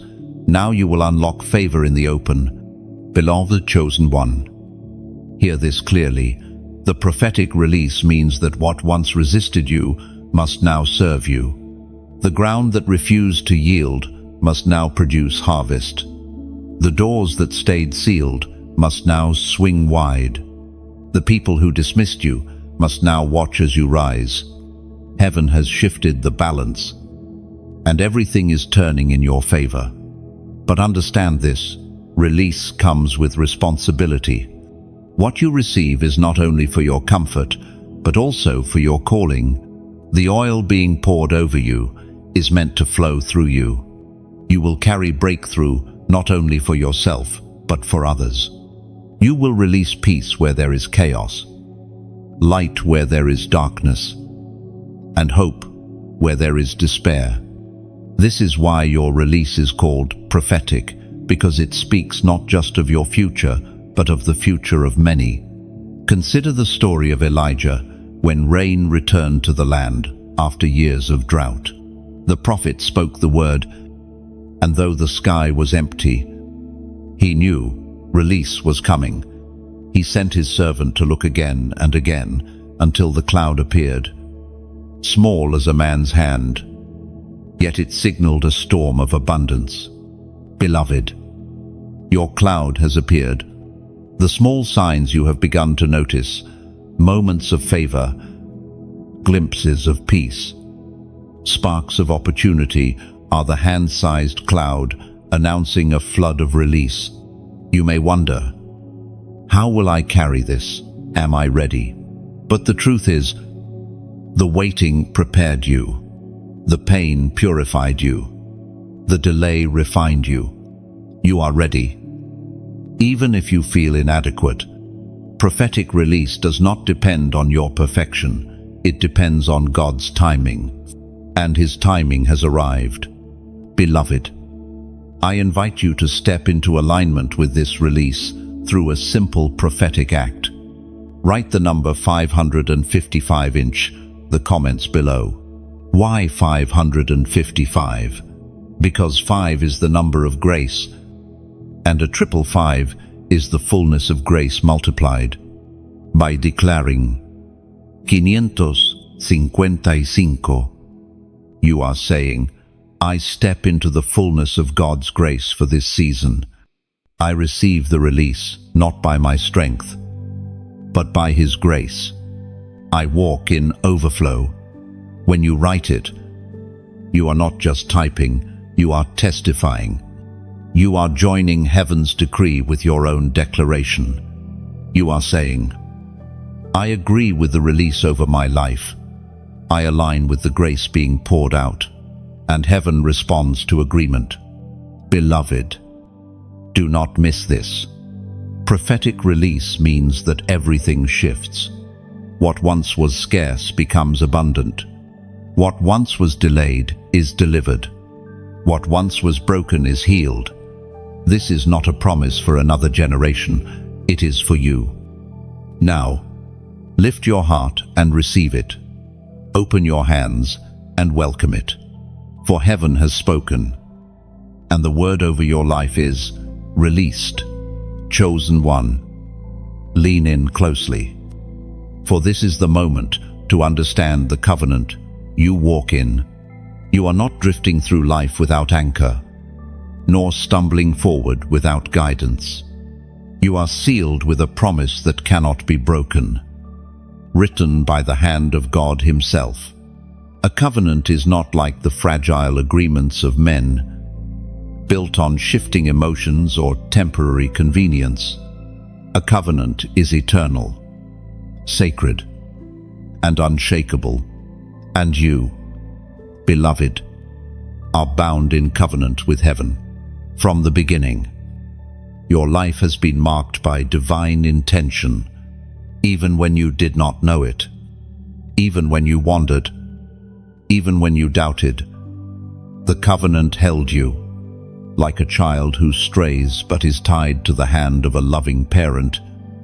You could not be lost beyond redemption. The covenant tethered you to destiny. Think of Noah, when the flood covered the earth, when everything seemed drowned in chaos. Noah and his family were preserved, not because of skill, not because of strength, but because of covenant. God remembered His word. And when the waters receded, the rainbow became a sign of promise. Never again. Beloved, your life carries the same mark of remembrance. God has not forgotten His word over you. He remembers the covenant sealed before you were born, and He will bring it to pass. This covenant means that your steps are ordered even when the path looks broken. It means that your story cannot end in destruction, no matter how fierce the battle. It means that though weapons are formed, they cannot prosper. It means that heaven has placed a hedge around you that the enemy cannot penetrate without permission. You are preserved by promise, as was spoken in the sacred book of Deuteronomy, chapter 7, verse 9. Know therefore that the Lord your God is God. He is the faithful God, keeping His covenant of love to 1,000 generations of those who love Him and keep His commandments. End plea. Beloved, hear the weight of those words. God is faithful, not sometimes, not when it is convenient. Always faithful to keep covenant, not just with you, but with generations connected to you. This is why the battles you fight are not just about your life, they are about those who will come after you. You are the one chosen to break cycles, to end curses, to open doors for 1,000 generations. Covenant means you are covered, even when you do not feel it. Covenant means your destiny cannot be erased by the failures of others. Covenant means you carry a mark that darkness recognizes and fears. When the enemy looks at you, he does not just see a person, he sees the seal of God upon your forehead, the sign that you are untouchable property of heaven. Beloved, this is why you have survived storms that should have destroyed you. This is why you have endured trials that swallowed others. This is why you are still here, breathing, standing, believing, because the covenant kept you. Consider Abraham. He did not see the fullness of the promise in his lifetime, yet the covenant outlived him. It carried forward into Isaac, then Jacob, then generations beyond. In the same way, the covenant you walk in will extend beyond your years. You are part of a larger story, a divine chain unbroken by time, and your obedience now strengthens the covenant flow for those who will follow. Beloved, covenant is not always loud. It does not always show itself in fireworks or miracles on display. Often, it is quiet, like manna appearing each morning, like water flowing from a rock, like protection you don't even notice until you look back. The covenant has been active in your life in ways you may not have recognized. That unexpected provision, covenant. That protection from danger, covenant. That opportunity that came at the right time, covenant. Do not underestimate the power of what you carry.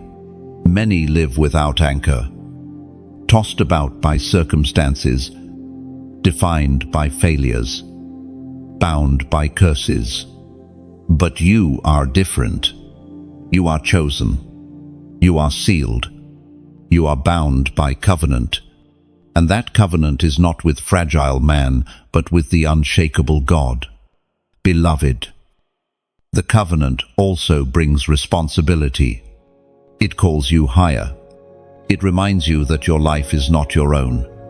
You cannot live recklessly because you are marked. You cannot surrender to despair because you are preserved. You cannot believe lies about being forgotten because covenant prouve remembrance. The very fact that you are chosen means you must walk with awareness. When you pray, you are not begging as a stranger, you are claiming as a child of covenant. When you face battles, you are not fighting alone, you are standing under the banner of covenant. When you walk into new seasons, you are not stepping blind, you are guided by covenant. Everything about your life is wrapped in promise. Beloved chosen one. Think of covenant as a covering, a shield that travels with you wherever you go. You may face arrows, but they cannot pierce the covering. You may walk through fire, but it cannot consume you. You may enter deep waters, but they cannot drown you. The covenant ensures that no matter what comes, you will emerge preserved. Do not forget this truth. Covenant means you are remembered. In moments of silence, when you thought heaven had forgotten you, the covenant was still active. In seasons of delay, when nothing seemed to move, the covenant was still unfolding. In times of pain, when you felt abandoned, the covenant was still carrying you. You are never outside the remembrance of God. Beloved, let peace settle in your soul. You are anchored in something unshakable, not in shifting circumstances, not in fragile promises of men, but in the eternal covenant of a faithful God. And because He cannot lie, your destiny cannot fail. Lift your eyes, chosen one. Walk with confidence. You are a covenant carrier, sealed for destiny, preserved for glory, remembered for eternity. Chosen one, the time has come to speak of the roar of your destiny. For too long, you have been silenced, misunderstood, or overlooked. Your voice, heavy with the weight of heaven, was ignored by men who could not perceive its power. But the silence has only built pressure, and now that pressure is turning into a roar that cannot be contained. Destiny has a sound. It is not timid. It is not fragile. It is bold, unshakable, and undeniable. Within you is that sound, waiting for its release. Just as a lion does not whisper but roars to declare territory, to command recognition, to gather its pride, so too your destiny carries a roar that announces your authority in the spiritual realm. You were not chosen to live in the shadows of fear, but to stand as a voice that shakes the earth. Beloved, think of how many times you tried to silence yourself. You thought your words were too small. You believed your presence was insignificant. You convinced yourself that your pain disqualified your authority. Yet, even when you were quiet, something about you spoke. Your very presence disrupted darkness. Your silence still radiated light. And now, heaven is declaring that the days of silence are over. The roar within you must be released, as it is written in the book of Jeremiah, chapter 20, verse 9. But if I say, I will not mention His word or speak any more in His name, His word is in my heart like a fire shut up in my bones. I am weary of holding it in. Indeed, I cannot. No, that is your reality. The word of God within you is fire in your bones. You cannot suppress it forever. You cannot smother it. The fire will burst forth, and when it does, your roar will echo in places you never imagined. Beloved, understand this. Your roar is not just sound. It is authority. It is spiritual weight. It is the vibration of heaven through your voice. When you declare truth, it pierces lies. When you speak life, it shatters death. When you release praise, it confuses the enemy. When you pray, it reverberates through eternity. Your roar is a weapon, and it is rising now. Consider the lion in the wild. Its roar can be heard for miles, sending a message to friend and foe alike. This territory is mine. This land is guarded. This pride is secure. In the same way, your destiny's roar is meant to announce to the enemy, you cannot have my family. You cannot touch my purpose. You cannot claim my inheritance. This territory belongs to the Lord, and I am his vessel. Beloved, this roar does not come from arrogance, but from alignment. It is not prideful noise. It is prophetic sound. It comes not from your own strength, but from the Spirit of God rising within you. And when it is released, nothing in hell or on earth can silence it. Think of David standing before Goliath. To the natural eye, David was just a boy with stones in his hand. But his roar was not in the stones, it was in his declaration. You come to me with sword and spear, but I come to you in the name of the Lord Almighty. That was the roar of destiny, and that roar toppled a giant below a chosen one. Your roar carries the same weight. Giants will fall when you release it. Chains will break when you declare it. Darkness will tremble when you speak it. You were not chosen to cower in fear. You were chosen to roar with authority. You may ask, how do I release this roar? The answer is simple. Stop holding back. Speak what God gives you. Pray with boldness. Declare promises aloud. Praise loudly, even in the face of storms. Refuse to shrink your voice to make others comfortable. Refuse to hide your authority to avoid offense. Let the fire within you flow outward. Beloved, your roar is not only for you, it is for others who are waiting for someone to speak courage into their lives. Your roar awakens the weary. Your roar strengthens the faint-hearted. Your roar calls home the wandering. Just as a lion's roar gathers its pride, your roar gathers the scattered. Do not underestimate its reach.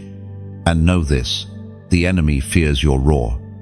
He tried to silence you because he knew its power. He sent rejection to muzzle you. He sent betrayal to make you quiet. He sent despair to steal your voice. But none of it worked. You are still here. And now, your roar is stronger than ever. Beloved, imagine a trumpet, silent when hidden, but when breath fills it, its sound carries across valleys and mountains. You are heaven's trumpet. The breath of God is filling you, and the sound you release will carry far beyond your imagination. Do not despise the fire in your bones. Do not despise voice. Do not despise the trembling that comes before you speak. All of it is evidence that your roar is ready. The roar of your destiny is not coming. Someday it is here. Every word you speak in faith now carries multiplied power. Every declaration shifts atmospheres. Every prayer you release now shakes foundations. This is your season to roar, and nothing will silence you. So, beloved, stand firm. Let your heart be bold. Let your mouth open with courage, for your destiny has found its sound, and the world will hear it. Chosen one, hear this. Your inheritance is being unlocked. For years, it seemed withheld. Promises lingered like unopened letters. Blessings hovered like rain trapped in clouds, and doors stayed shut, though you knocked faithfully. But now, the lock is breaking. The inheritance that belongs to you, not earned by human effort, but written into your destiny, is being released. Inheritance is not about what you strive to achieve. It is about what has already been prepared for you. A child does not labor for an inheritance. They receive it because of who they are. And you, beloved, are a child of the Most High. That means you have access to promises, provision, and power that no earthly hand can steal. Think of a vault sealed tightly for years. Inside are treasures beyond imagining. Yet the key belongs only to the rightful heir. Many may look at the vault. Many may long for its contents. But only the heir has the authority to unlock it. You are that heir. You are standing before the vault, and heaven is placing the key into your hands. As it is written in the book of Romans, chapter 8, verse 17, if we are children, then we are heirs, heirs of God, co-heirs with Christ, sharing his glory. Beloved, you are an heir. This inheritance is not merely material wealth, it is spiritual authority, divine favor, supernatural peace, and eternal joy. You have endured the sufferings, and now the time has come to share in the glory. Yet I must speak to you with honesty.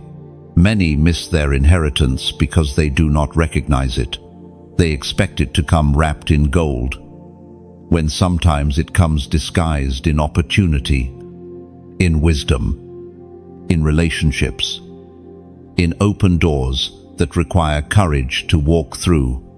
Your inheritance is being unlocked, but you must have eyes to see and faith to receive. Imagine a vineyard.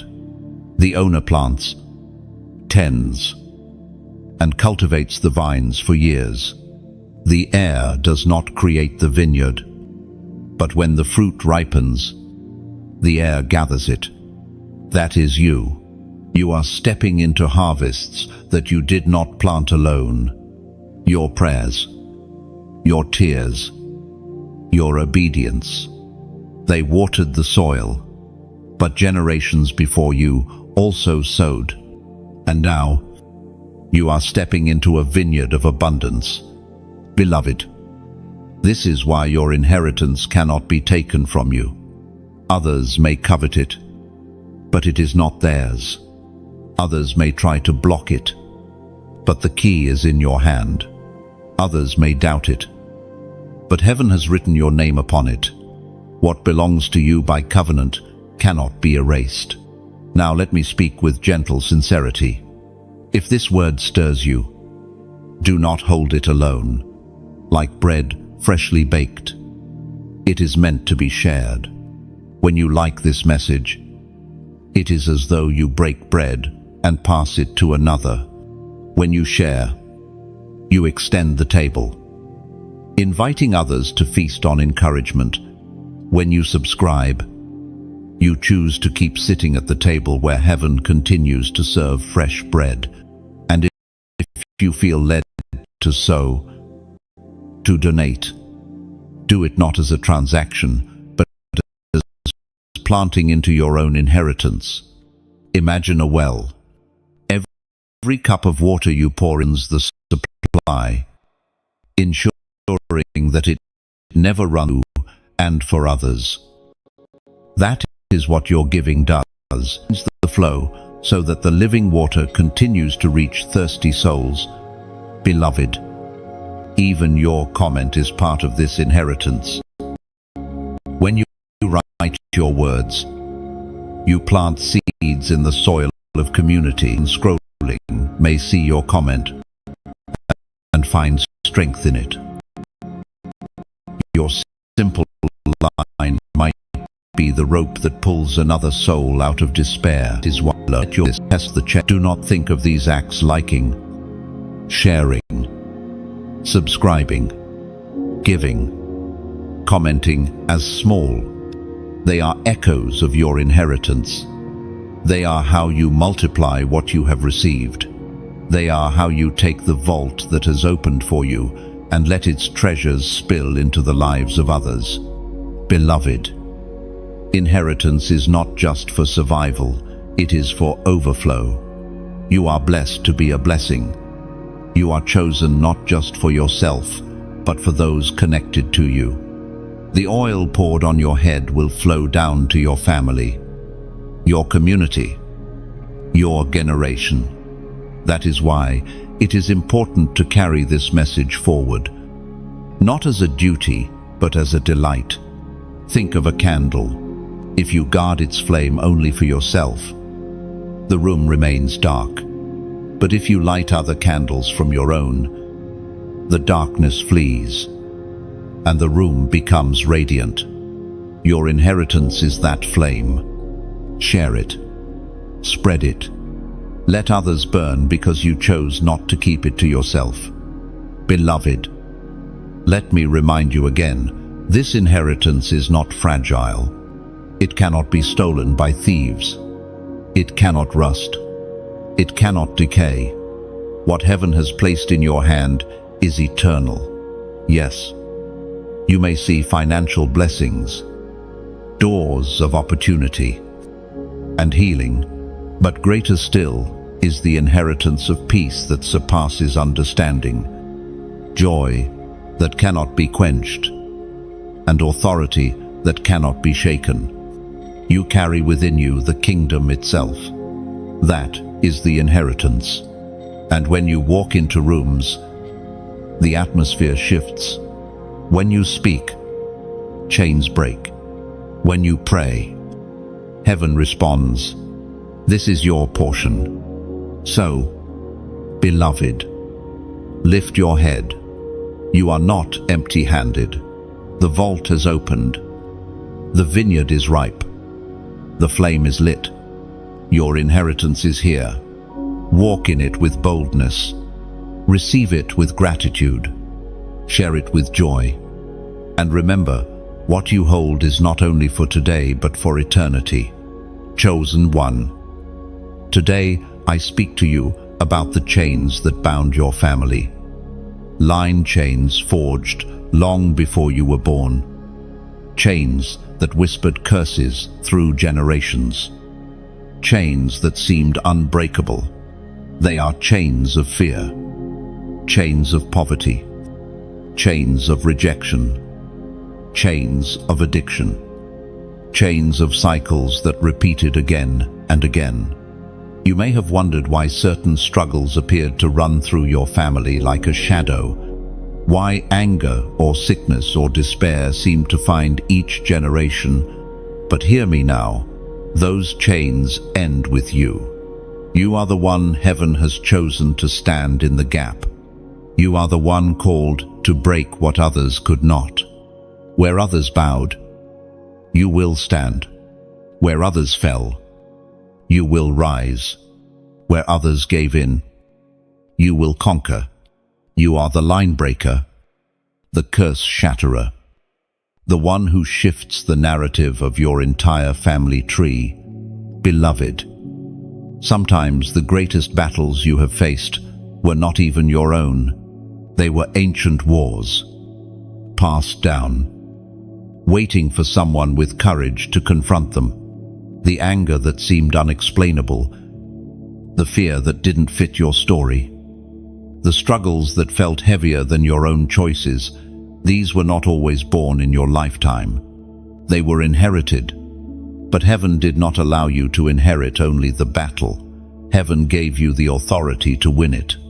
As the voice of God thundered in the book of Exodus, chapter 20, verse 6, showing love to 1,000 generations of those who love me and keep my commandments. Beloved, this is your portion. Love is rewriting the generational story. Mercy is breaking through where judgment once echoed. The 1,000-generation blessing is overtaking the generational curse. What seemed permanent is being overturned. Think of your family line as a river. For years, its waters carried pollution patterns of brokenness, residue of sin, the debris of old battles. Each generation drank from the same stream, repeating the same mistakes. But when heaven chose you, it dammed the polluted flow and opened a new spring of living water. From you forward, the stream is clean. Those who drink after you will taste purity, hope, and blessing. Beloved, breaking chains is not easy. It explains why your battles felt heavier than others, why you faced resistance that seemed unfair, why your storms were fiercer. Because you were not just fighting for yourself, you were fighting for those before you and those after you. The chains resisted because they knew, if you rise, they fall forever. Your endurance has already shifted things in the unseen. Do you not see the changes? Do you not feel the difference in the air? Doors that once closed on your family are now opening. Opportunities that no one before you had are now available. Peace that never seemed to rest in your house is now dwelling with you. That is not coincidence. That is the evidence of broken chains. Beloved, remember the story of Gideon. He came from the weakest clan, the least of his family, hiding in fear from oppressors. Yet the angel of him, mighty warrior. Why? Because Gideon was chosen to break feet that had bound his people. He tore down all tree, and his obedience shifted the destiny of a nation. You, too, carry that mantle. You may feel small, but heaven calls you mighty. You may feel ordinary, but heaven calls you chosen. Generational chains often disguise themselves as normal. Anger passed off as personality. Poverty accepted as inevitable. Broken relationships seen as tradition. But in you, the Spirit of God has awakened discernment. You see them for what they are: not normal, not natural, not permanent. And because you see them, you are empowered to end them. Beloved, take courage in this truth. The authority of Jesus within you is greater than the weight of any curse. His blood speaks louder than the voice of generations past. His sacrifice covers more ground than sin ever claimed. You are not a prisoner of your lineage. You are a liberator of your lineage. Think of a chain snapping. The moment it breaks, the sound echoes, and the weight falls away. That sound is reverberating in the spirit realm even now. Angels have witnessed the chains fall. Heaven is celebrating, and though the enemy may try to whisper that the chains still hold, the truth is they are shattered, scattered, and powerless. Below the chosen one. Walk now in the freedom you have inherited. Walk as though the chains are gone because they are. Walk as though the curse is lifted because it is. Walk as though you are free, indeed, because you are. The generations behind you may have carried weight, but the generations after you will carry blessing. You will see children, grandchildren, spiritual sons and daughters walking in light, not shadow. They will inherit faith, not fear. They will drink joy, not sorrow. They will reap peace, not conflict. This is the legacy of a chain breaker, This is the inheritance of one chosen to rewrite history. Beloved, never doubt why your battles have been so fierce. The darkness knew who you were before you did. It fought to silence you because it feared what you would break. But the very fact that you are here proves it lost. You have endured. You have prevailed. You have shattered what seemed unshatterable. So lift your head. Chosen one, do not live as though the chains still remain. Live free. Speak free. Walk free. Teach freedom to those who follow. For the curse is ended. The covenant is sealed. And the blessing flows like a river into your future. Chosen one. Let us now speak of the unseen guardians who walk beside you, the angels assigned to your life. From the moment of your first breath, heaven marked you as one who would not walk this earth alone.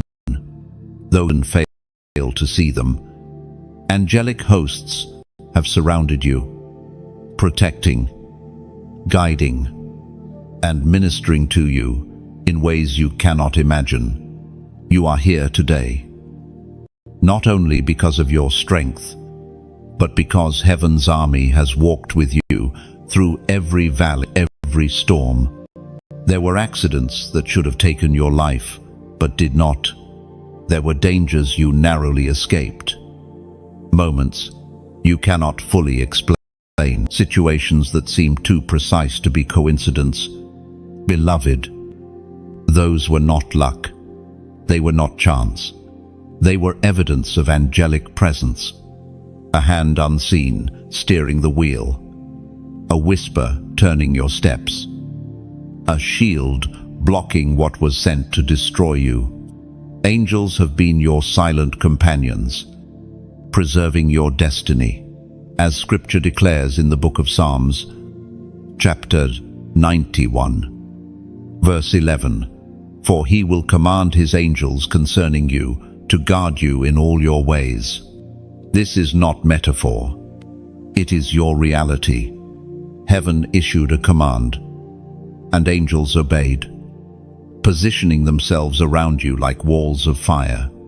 Beloved, consider how often you felt strength return to you suddenly when you were about to collapse. That was angelic presence. Think of the peace that settled over you unexpectedly in moments of chaos. That was angelic comfort.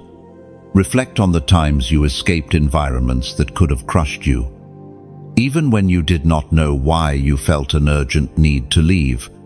That was angelic guidance. You have never walked alone. Not for a single step. Chosen one. Angels are not sent to everyone in the same measure. They are dispatched according to destiny. And because your destiny carries weight, your protection carries force. You may not see them, but the enemy sees them. That is why so many attacks failed before they began.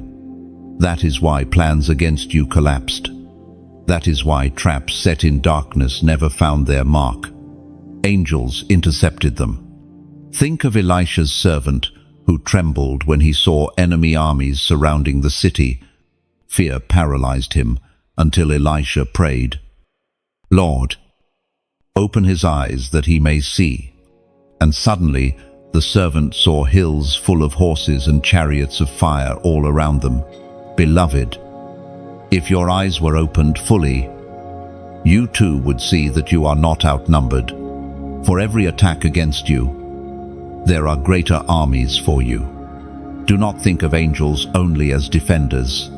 They are also messengers, carriers of provision, bearers of strength. When Elijah collapsed under the broom tree, weary and ready to die, it was an angel who touched him, offering food and water. That supernatural sustenance gave Elijah strength to continue his journey. Beloved, the moments when your body found energy you did not have, when your mind found clarity beyond exhaustion, when your spirit found courage from nowhere, those were angelic touches. Heaven assigns angels to specific missions in your life. Some guard your body. Some guard your path. Some war in the unseen realm on your behalf. There are battles you never knew existed because angels fought them while you slept. Demonic forces sought entry, but angels stood as walls of fire. Darkness plotted against your home, but angels patrolled its borders. You thought the night was ordinary, but it was filled with battle, and you awoke safe because heaven prevailed. Beloved, never forget that your prayers activate angels. When Daniel prayed, his answer was dispatched immediately, but delayed by resistance in the spiritual realm until an archangel came to assist. Your prayers are not empty words. They are commands that mobilize heaven's armies. When you speak, angels move. When you declare God's promises, angels enforce them. When you worship, angels surround you, amplifying the sound before the throne. Chosen one. This is why your life has carried a strange sense of protection, even in the darkest seasons. People may have wondered why you survived what others did not. Why accidents missed you. Why sickness could not claim you. Why despair did not drown you. The answer lies in the silent guardians by your side. You are not only chosen, you are guarded. Think of a great king traveling with an entourage. Even when the king walks alone in appearance, warriors move in the shadows. Unseen but present. You are that traveler. Though you appear ordinary to others, the spiritual realm knows. You walk with an army. The enemy trembles because he has seen who surrounds you. Beloved, angels are also witnesses. They record your prayers, your endurance, your obedience. They celebrate when you rise from despair. They marvel at your resilience. They see what people overlook, and when the day comes for heaven's rewards, their testimonies will stand as evidence. This one endured, this one obeyed, this one carried light through darkness. You may feel small at times, but heaven has invested much in you.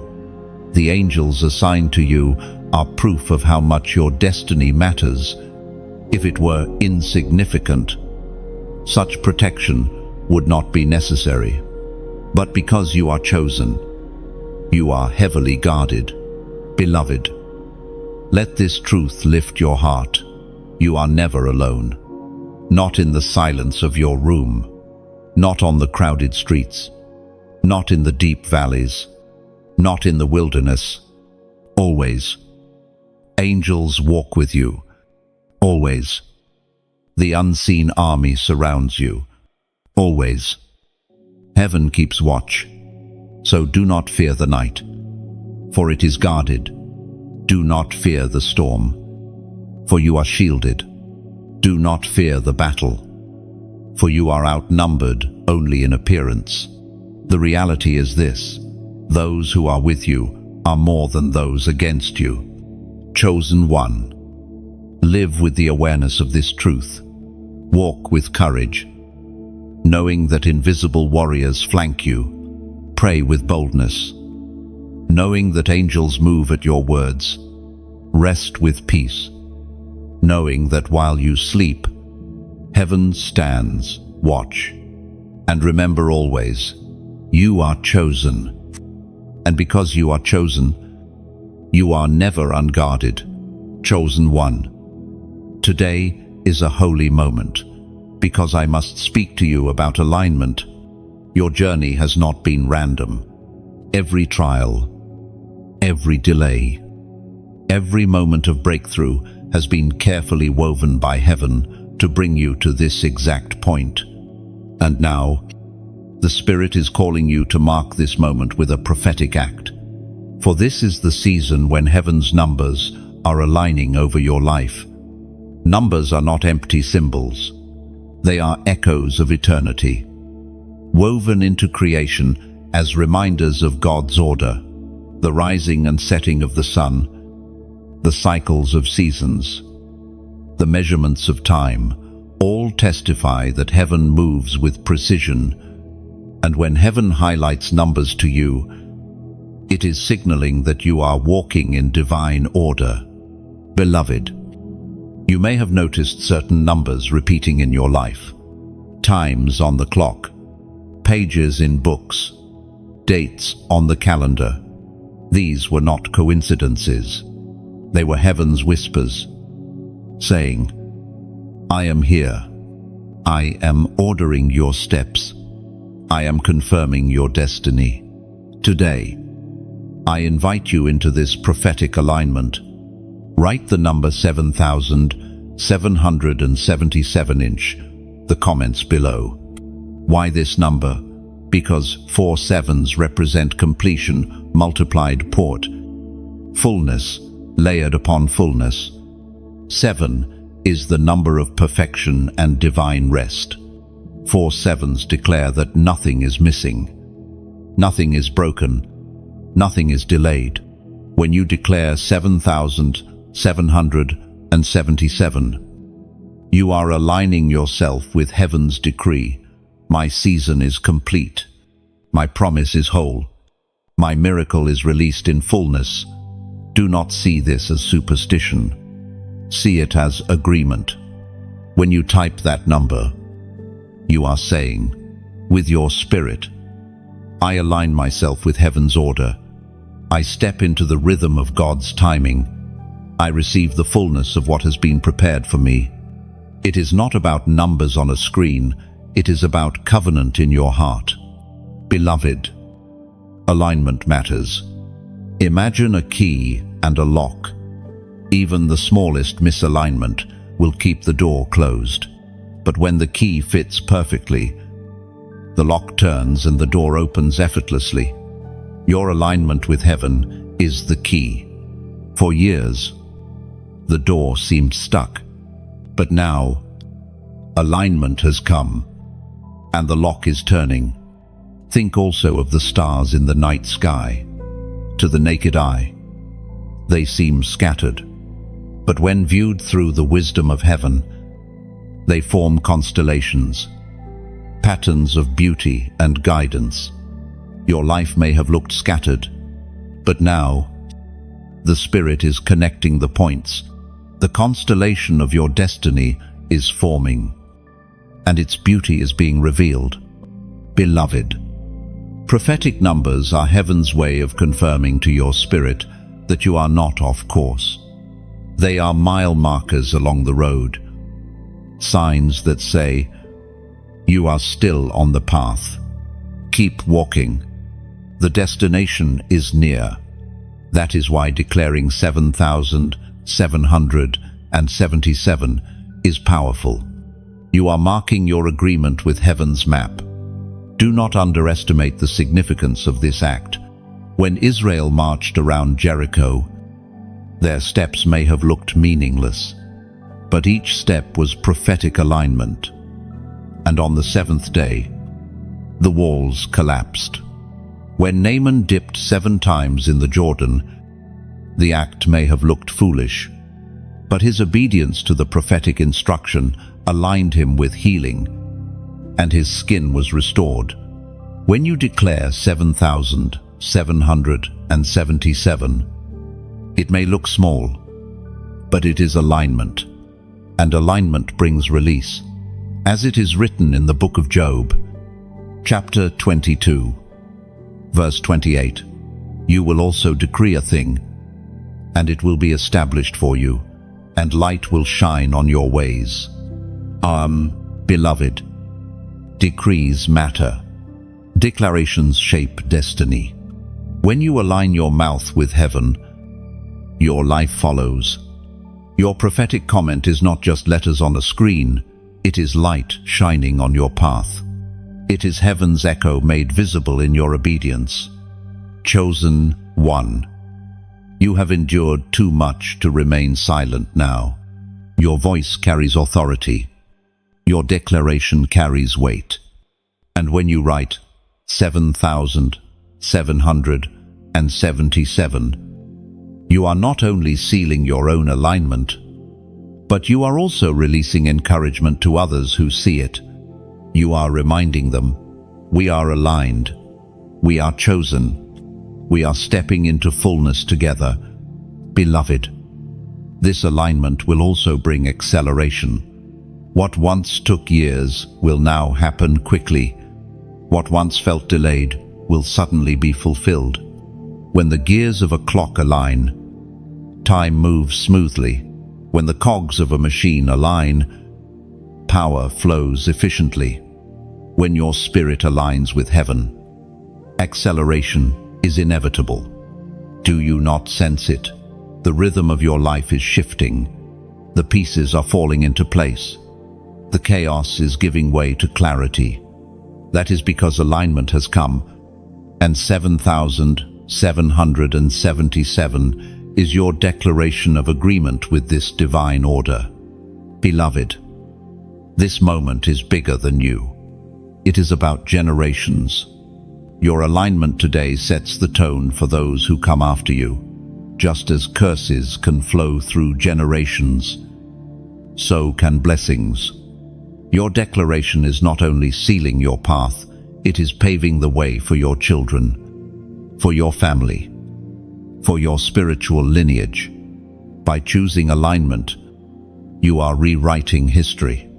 So let your heart rejoice. You are not lost in randomness.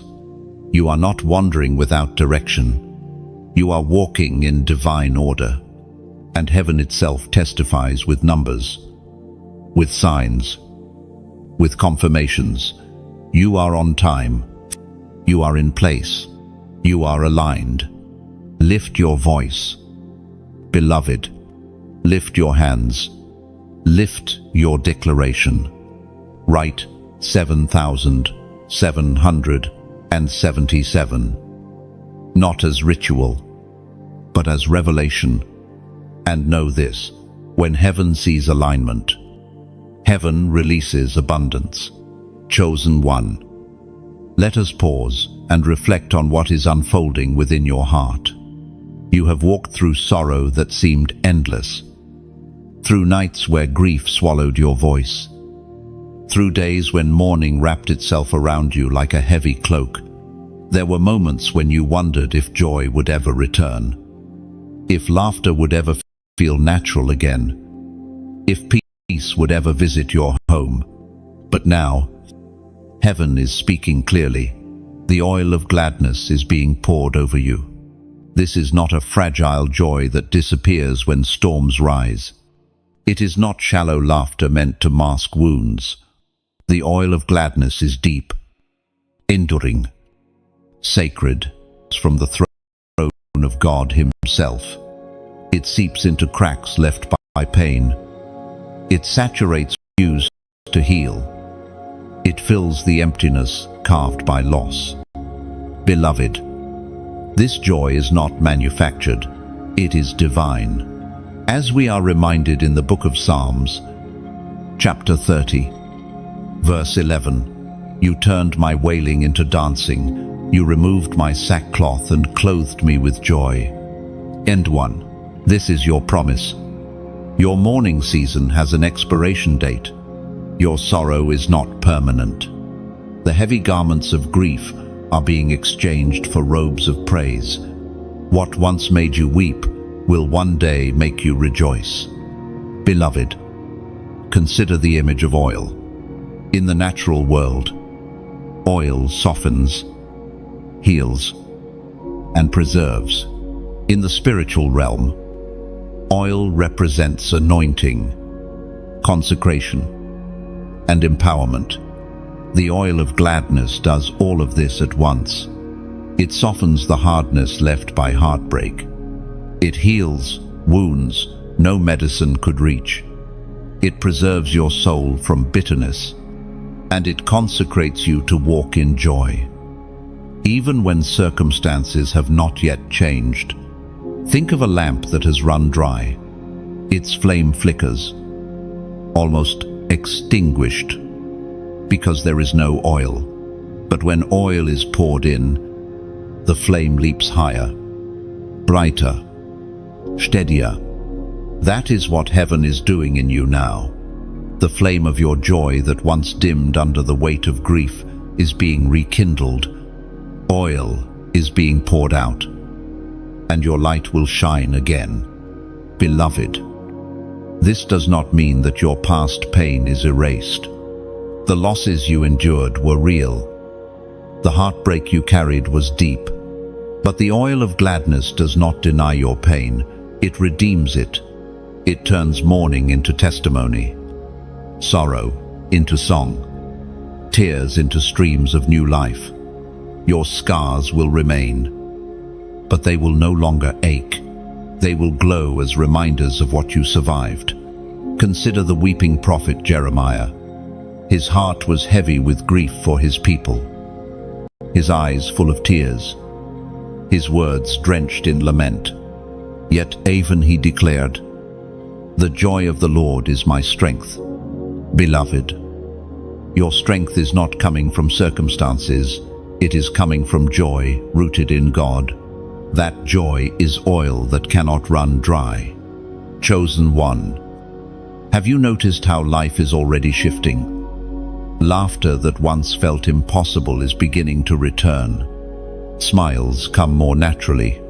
Hope, once buried under layers of grief, is stirring again. These are early drops of the oil, and soon it will flow in abundance, saturating every part of your being. Beloved, you must know this. Joy is not just an emotion. It is a weapon. The oil of gladness confuses the enemy. Darkness expects you to collapse, to remain crushed, to live in despair. But when you rise in joy, when you dance after mourning, when you sorrow, the enemy trembles. For joy announces the grave has no victory. The night has no final word. The darkness cannot win. Think also of how oil carries fragrance. When it is poured, its scent lingers in the air, touching everyone around. The oil of gladness on your life will, others will notice the fragrance of your joy. They will see you smile, and not all you. They will feel peace when you enter a room. They will taste hope through your words. Your joy will not be contained, it will overflow. Beloved, the season of mourning was not wasted. It drew you deeper into God's presence. It stripped away illusions and showed you what is eternal. It carved space in your soul for greater joy than you ever knew before. Sorrow. Joy would not be as precious without night. Dawn would not be as radiant without morning. Gladness would not be as full. And now your dawn has come. The oil flows. The robe of joy is placed upon your shoulders. Heaven is not asking you to forget the past, but to rise with new strength, to walk with new laughter, to dance with new freedom. Beloved chosen one, let the oil of gladness mark you. Let it drip into your words, so that everything you speak carries life. Let it flow into your actions, so that everything you do carries hope.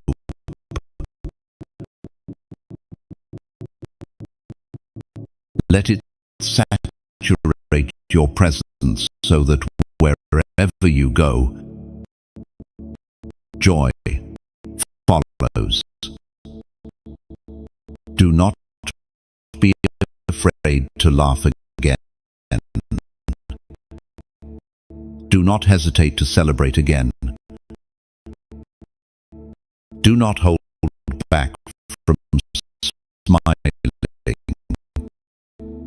Even if the world does not understand,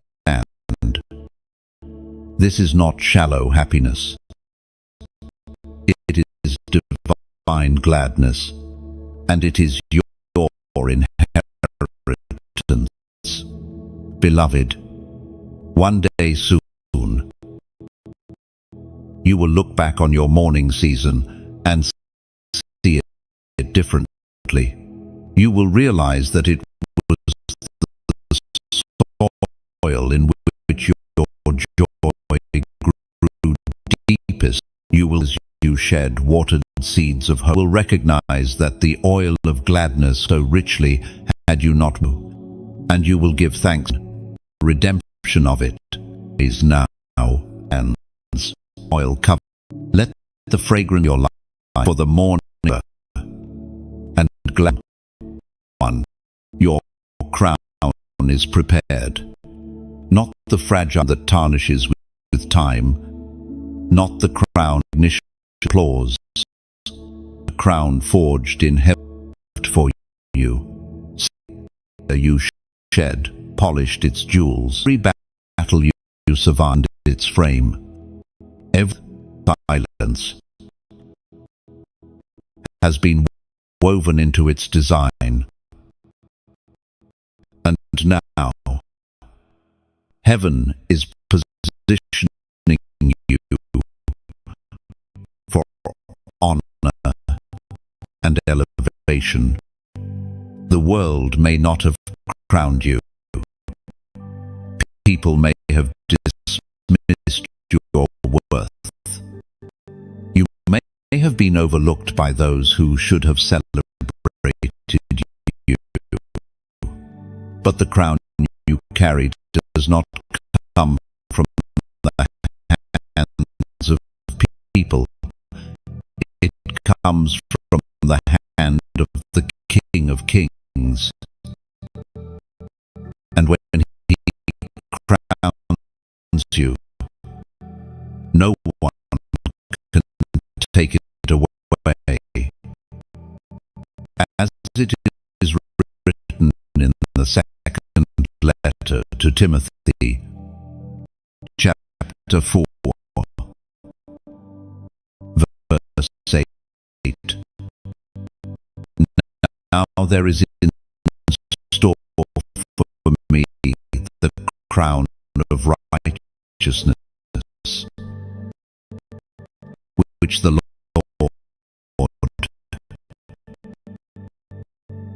the righteous judge, will award to me on that day, and not only to me, but also to all who have longed for his appearing. Beloved,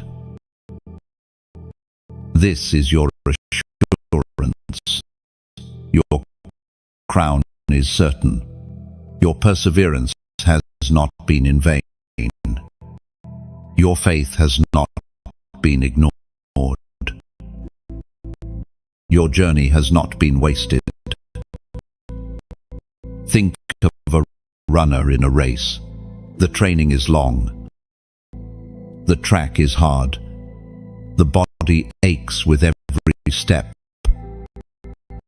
But the runner presses on. Not for the pain, but for the prize. That is you. You have run through valleys, stumbled on stones, climbed steep hills, and yet you kept going. Now, the finish line is before you, and the crown is waiting. But let me speak with sincerity. This message is not only for you to receive, it is for you to multiply. Just as the torch is passed from one hand to another, so too the fire of this word is meant to spread. You press like you are not simply react or add to this flame. Orator, torna, summary, the remark script to warn this heavens, if so, not to live in some life fruits, the it will stand at J rest below is not the heaven dare to with creation do not ornament you are led with my will and your ment is tighter present regular Orion this and purpose unrest comma these will hit Joseph but ping is beloved. Hear me clearly. Elevation is not about pride, it is about purpose. Heaven crowns you not to boast, but to serve. You will wear your crown as one who carries responsibility, as one who leads with humility, as one who reflects the glory of the King. Your crown is not for vanity, it is for testimony. So when you press like, it is as though you polish the jewels of your crown, letting it shine brighter for others to see. When you share, it is as though you extend the crown's reflection, letting others glimpse what is possible for them. When you sow, it is as though you invest in crowns yet to be placed on heads of those who are weary now but will rise later. Beloved, the path has been hard, the nights have been long, the battles have been fierce, but the crown proves it was worth it. Every scar you carry has been transformed into jewels on that crown. Every loss has been turned into gold, woven into its frame. Every silent prayer has become a thread, binding it together. Your crown is not empty decoration. It tells your story. Lift your head. Chosen one. Walk with dignity. Even before the crown is placed visibly, it rests invisibly on you. You carry honor even now. The world may not see it yet, but heaven does. The angels see it. The enemy sees it. And soon, all will see it.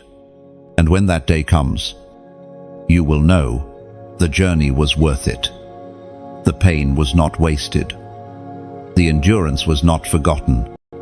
The crown of righteousness will rest upon you, and your life will testify.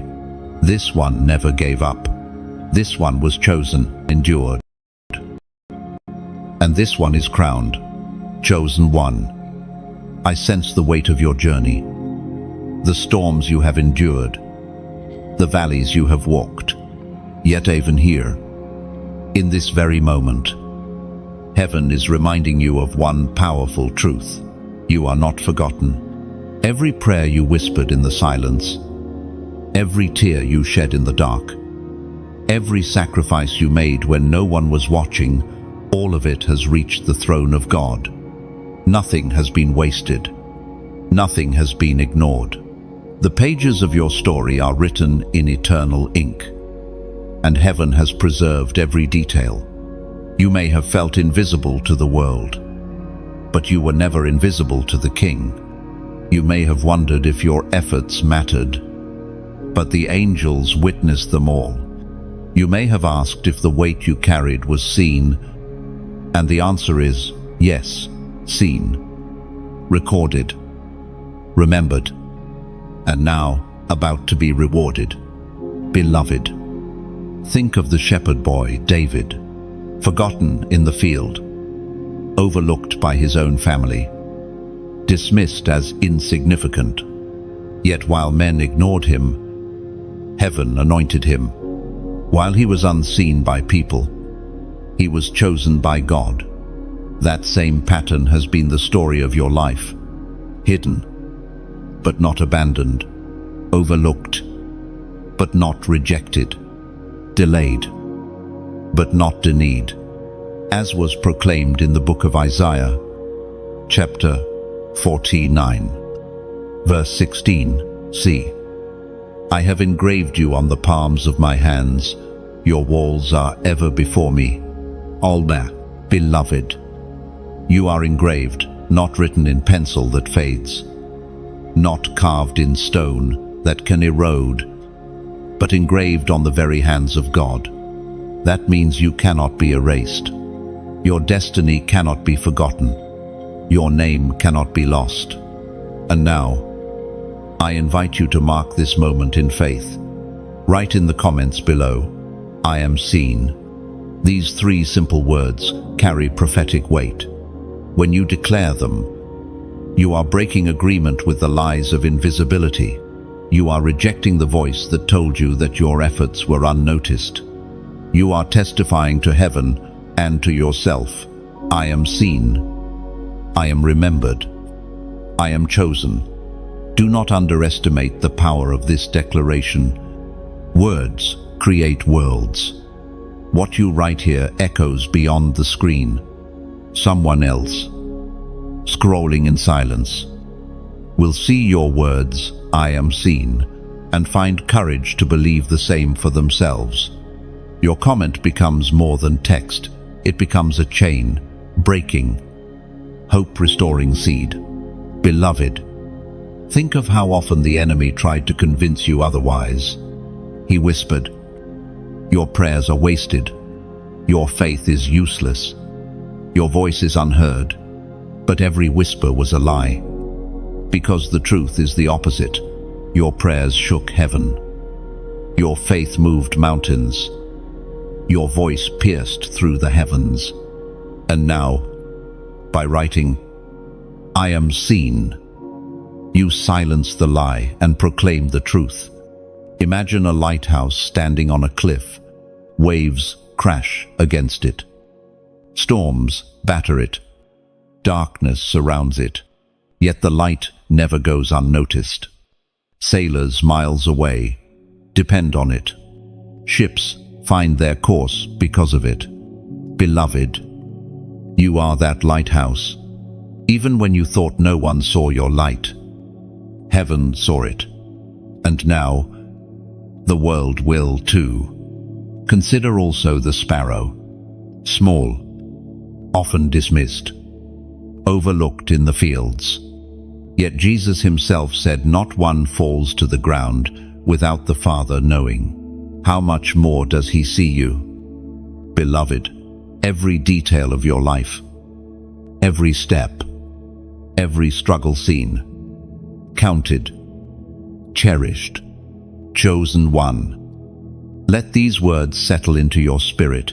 You are not forgotten. The harvest you prayed for is closer than you think.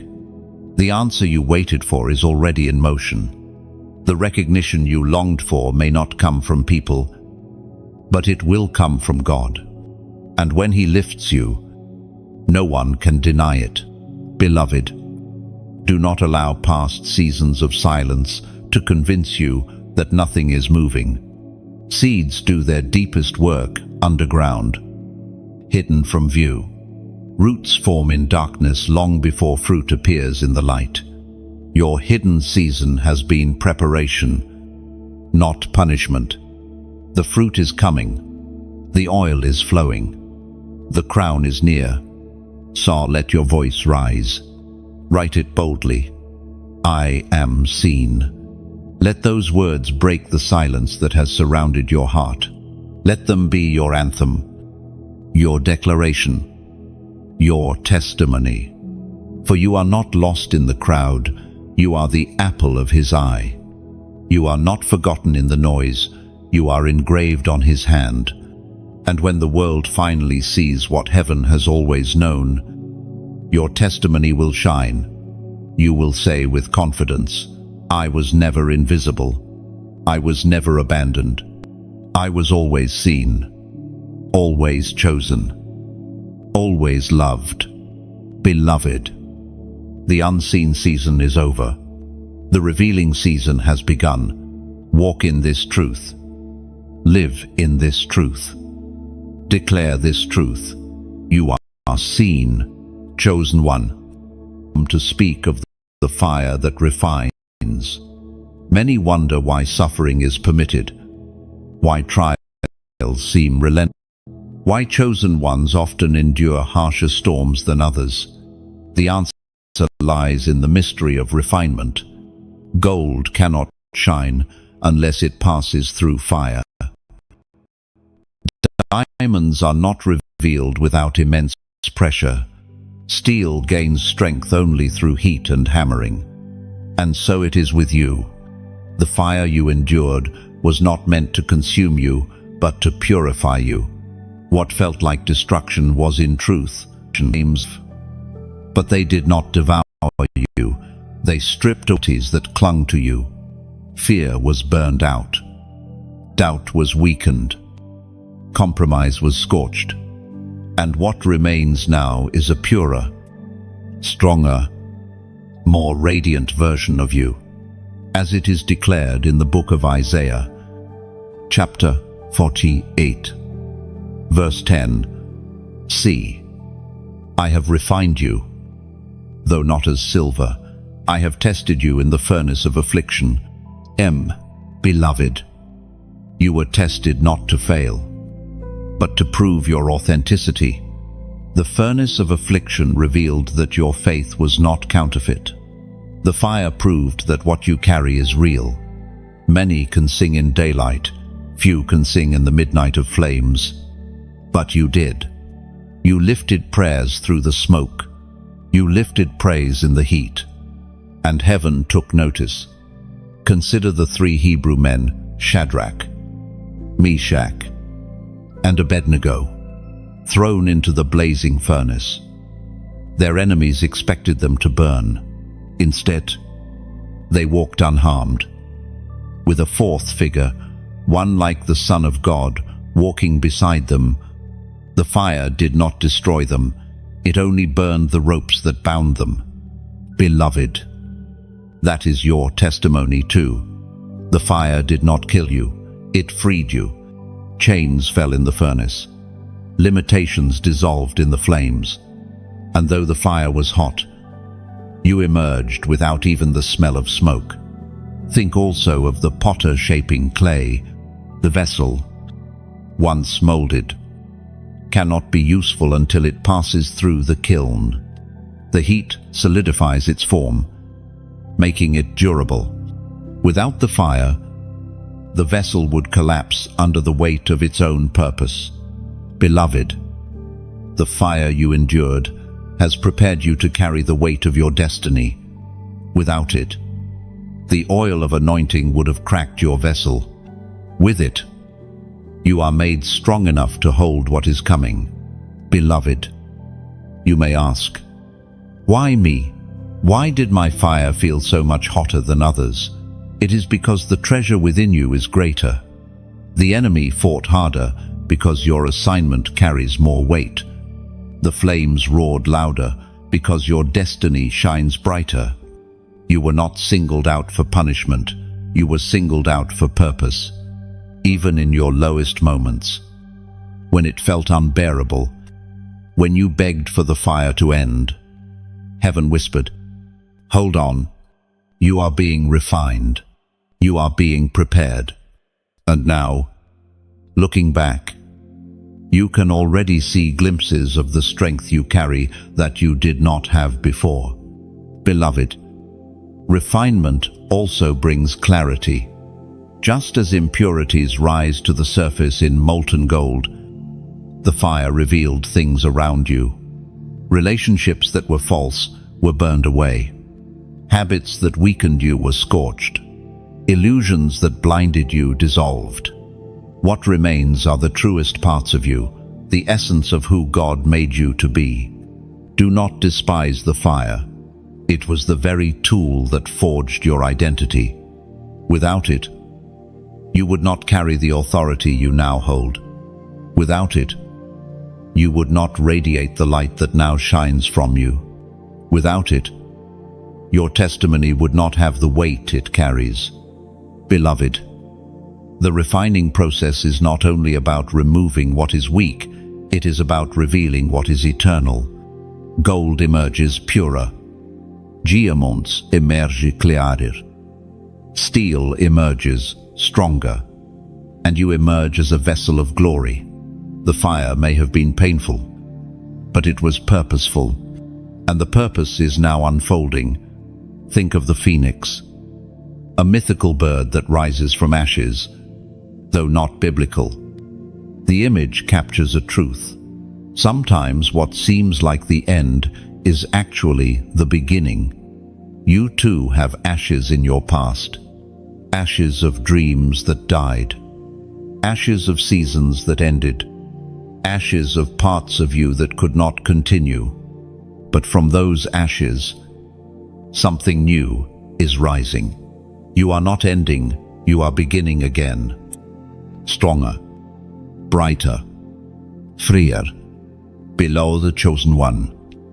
There is also this: fire leaves a mark, not of destruction, but of testimony. People will see your life and wonder how you endured. They will hear your story and marvel at your survival. They will sense the weight of your words, knowing they come not from theory, but from experience. The fire gave you credibility. It gave you authority. It gave you a voice that others will listen to. You are not the same as you were before the flames. You are stronger. You are purer. You are more radiant. And you carry within you a glow that only fire can produce. This glow is not of suffering, it is of survival. It is the light of one who has walked through the furnace and come out alive. Beloved, let this truth settle in your spirit. The fire was not for nothing. It was the womb of your transformation. And though it tested you deeply, it prepared you fully. You are now ready for what is next.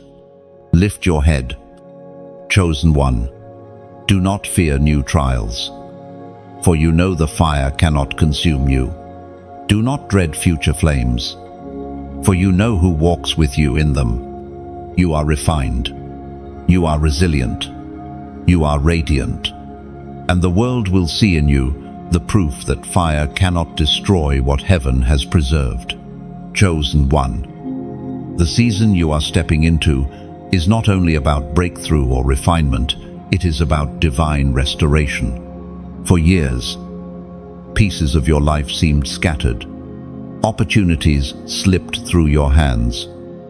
Relationships broke unexpectedly, and dreams that once felt alive withered into silence.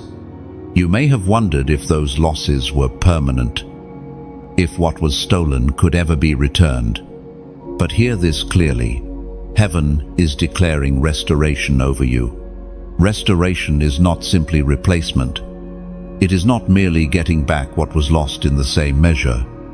Divine restoration multiplies. What the enemy stole, heaven returns pressed down, shaken together, and running over. What you thought was gone forever is coming back in greater glory. Beloved, restoration is heaven's justice at work in your life, as it is proclaimed in the book of Joel, chapter 2, verse 25. I will restore to you the years that the locust has eaten, the great locust and the young locust. The other locusts and the locust swarm my great army that I sent among you. Uplift, beloved. Notice the words, the years, not merely things, not only possessions, but time itself. That means God is not limited to returning objects or opportunities. He redeems the very years you thought were wasted. Every season you thought was lost is being repaid. Every delay you thought was permanent is being accelerated. Every disappointment is being rewritten into destiny. Think of a tapestry woven with threads of many colors. From the back, it looks tangled, messy, unfinished. But when you turn it around, you see the beauty of the design. Your past may have looked tangled with loss, but heaven is turning the tapestry now, and the design is being revealed. What once looked wasted will now reveal purpose. Beloved, Restoration comes in many forms. Sometimes it is financial, where provision flows in unexpected ways. Sometimes it is relational, where broken ties are healed or replaced with stronger bonds. Sometimes it is emotional, where peace replaces anxiety and joy overwhelms sorrow. And sometimes it is spiritual, where intimacy with God deepens in ways you never knew possible. Do not limit how restoration will manifest in your life. Trust that heaven knows exactly what you need. Consider Job, who lost everything: wealth, children, health. His suffering was deep, his losses unimaginable. Yet when his season of testing ended, the Lord restored to him double what he had lost. Job's end was greater than his beginning. Beloved, your story carries that same promise. What felt like devastating loss is setting the stage for overwhelming restoration. Restoration also carries redemption.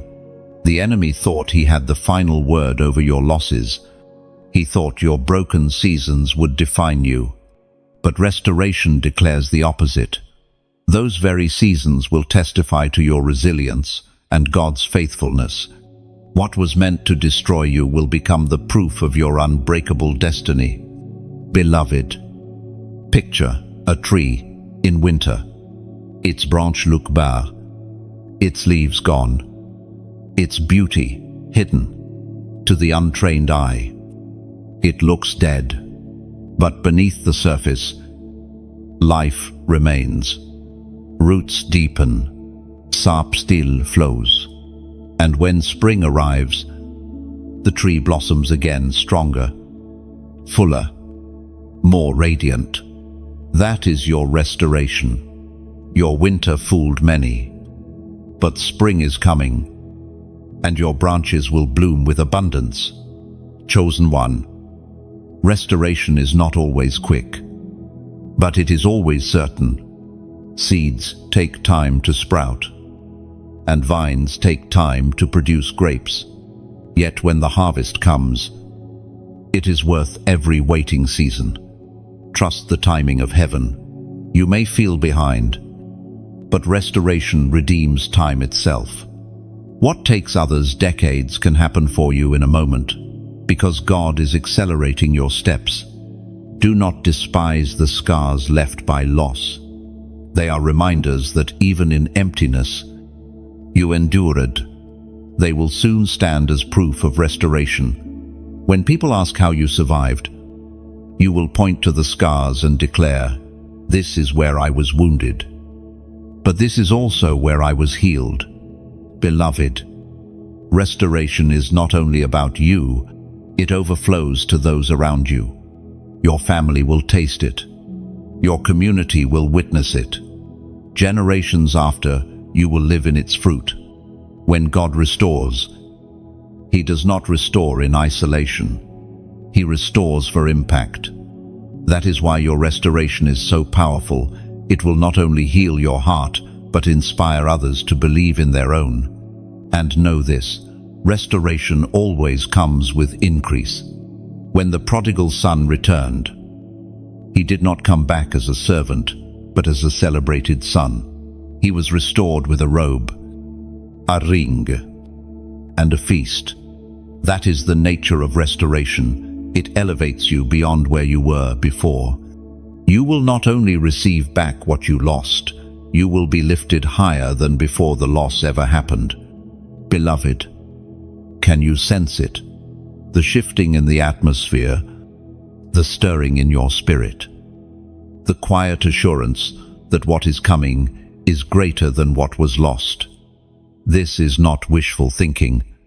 It is divine decree. Restoration has already been set in motion. So walk forward with hope.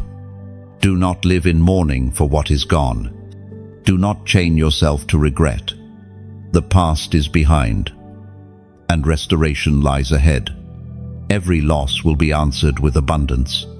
Every tear will be matched with joy. Every wasted year will be redeemed with acceleration.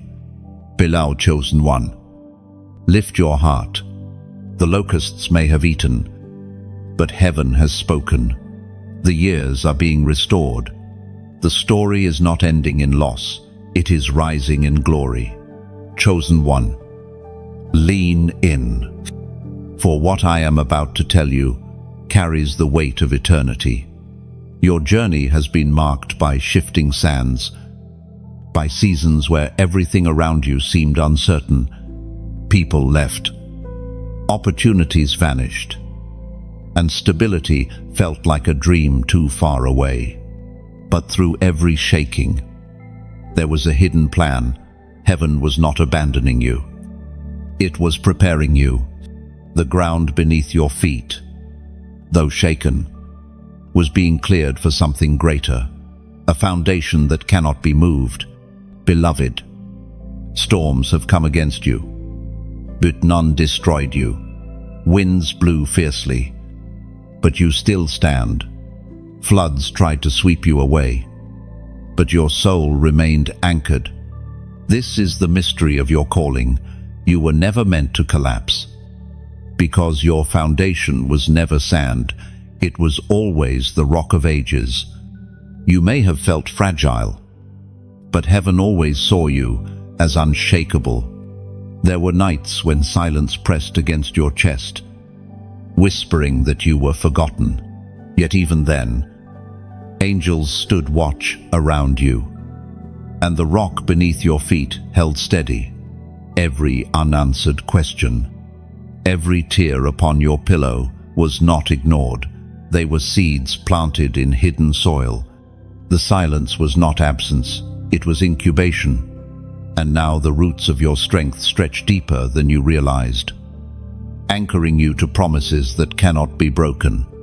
Seasons of wandering may have convinced you that your steps had no direction, but heaven was mapping your path. Ach detour, each delay, each seeming setback was part of a grand design. The storms that tried to scatter you only clarified where your true foundation lies. You are not drifting, you are grounded in destiny.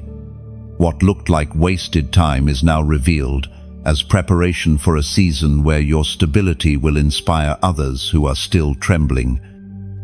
Beloved, think of the temple built in Jerusalem. Stone, fitted so perfectly that no hammer was heard on the site. That is what heaven has been doing within you. Foundations silently, without spectacle, without applause, but with precision. The shaking of past years cleared away so the true structure could rise. Now your life is becoming a dwelling place of strength and presence. A temple not made by human hands, but shaped by divine. As it is written, Matthew, came down, the streams rose, and the winds blew and beat against that house, yet it did not fall, because it had its foundation on the rock. End of G. Beloved, this scripture is not simply history, it is your story. The rains came, and you endured. The winds howled, and you held firm. The floods rose, and yet you are still here. Not only are you standing, but you are standing stronger than before. The shaking you endured has proven your strength, refined your faith, and revealed the unshakable core within you. Beloved, the very storms that threatened to bury you have instead revealed what was always within you. Others may have fallen under lesser weight, but you endured. And because of that endurance, a new authority rests upon your life. People will look at you and see not just survival, but strength that cannot be explained by human effort. Your scars are now your testimony, and your resilience is a banner declaring that heaven's foundation cannot be shaken. Chosen one. Storms never come without purpose. They are heaven's classroom, teaching lessons no comfort could ever reveal. You discovered patience in waiting, courage in trembling, and faith in uncertainty. These storms stripped you of illusions, but left you with something far more precious: unshakable trust. This trust is your shield for tomorrow, your anchor in future battles, your inheritance that no thief can steal. Because you stood, you now shine with a light that storms themselves could not extinguish. Chosen one. Stability is not the absence of storms, it is the presence of a foundation, and that foundation has been laid deep within your spirit. You are no longer swayed by every whisper of doubt, no longer uprooted by every wave of fear. You are planted, rooted, and grounded. What comes next in your life will not be fragile, it will be lasting. Think of the great oak tree. Storms may strip its leaves, winds may bend its branches, but its roots sink deep into the earth, unmovable. That is who you are now. You may have been bent by trials, but you have not broken. Your roots run deeper than your storms. Beloved, do not despise the seasons of instability you endured. They were training you for this moment. Without the shaking, your roots would not have reached this depth. Without the winds, you would not have discovered your resilience. Without the storms, you would not have known the power of your foundation.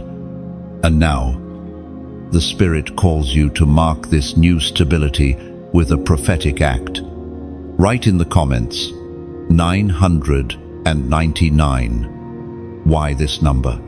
Because 9 is the number of divine finality and birthing.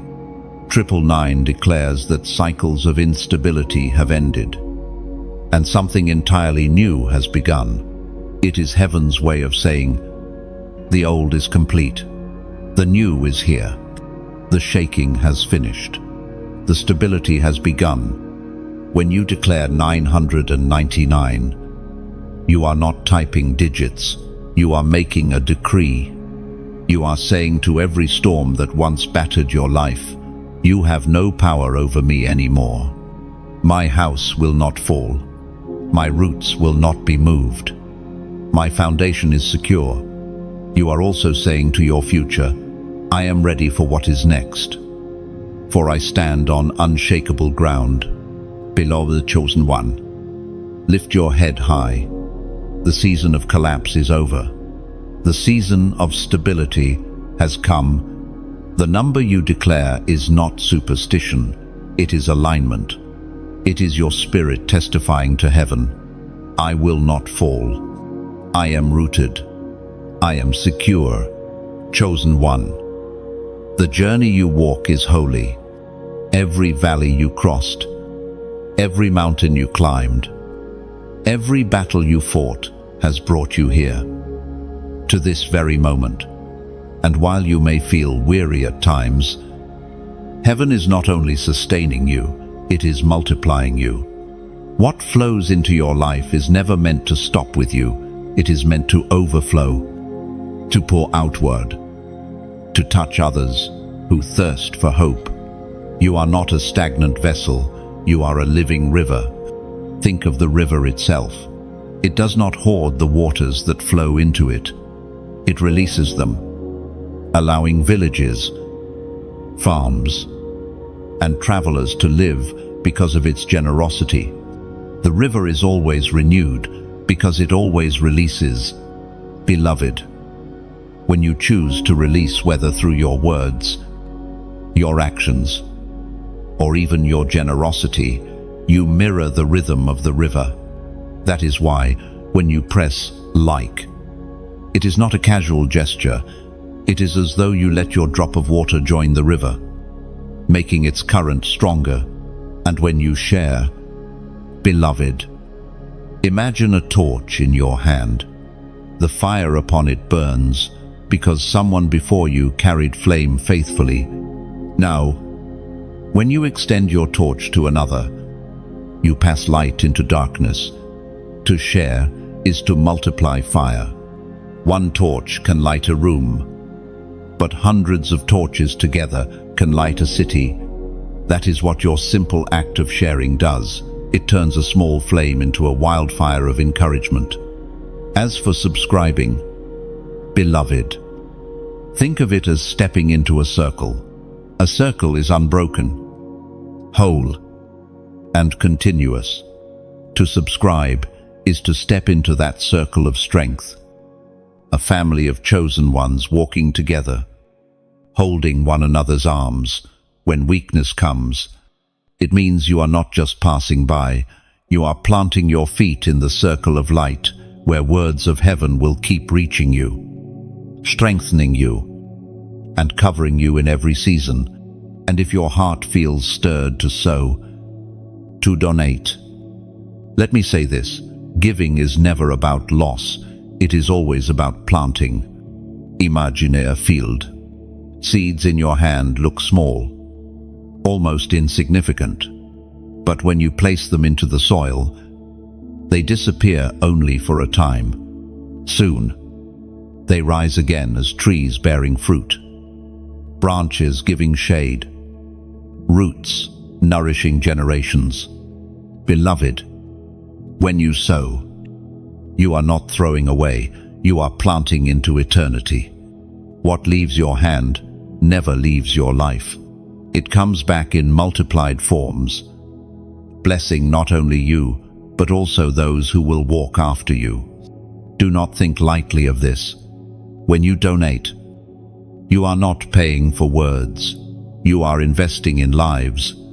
Somewhere, someone scrolling in despair will hear this message because you chose to sow.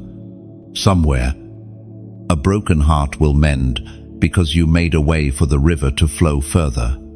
You may never meet them, but heaven keeps the record, and your seed speaks long after your hand releases it. As it is written in the book of Proverbs, chapter 11, verse 25, "A generous person will prosper. Whoever refreshes others will be refreshed." Oh, beloved, generosity is not measured by size, but by sincerity. When you refresh others, heaven makes sure you too are refreshed. It is the law of rivers, of flames. What you release, multiply. Beloved, think of rain falling on dry ground. It does not choose which soil to bless, it pours freely. And wherever it lands, life begins to rise. Your generosity is like that rain. What feels small to you may awaken entire fields of harvest in lives you may never see.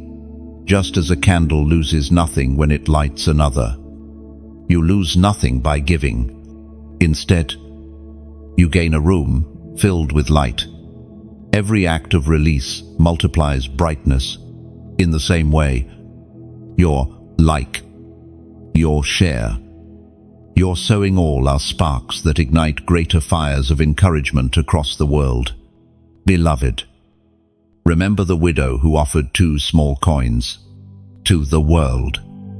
It seemed insignificant, but to heaven, it was priceless, for she gave from her heart. Your offering may look small in human eyes, but in God's sight, it carries eternal weight. What is pure always outweighs what is plentiful. Chosen one, your generosity writes stories you may never read. A stranger across oceans may find courage because you sowed. A weary soul may smile because you shared. A heart ready to give up may stand again because you released what you had.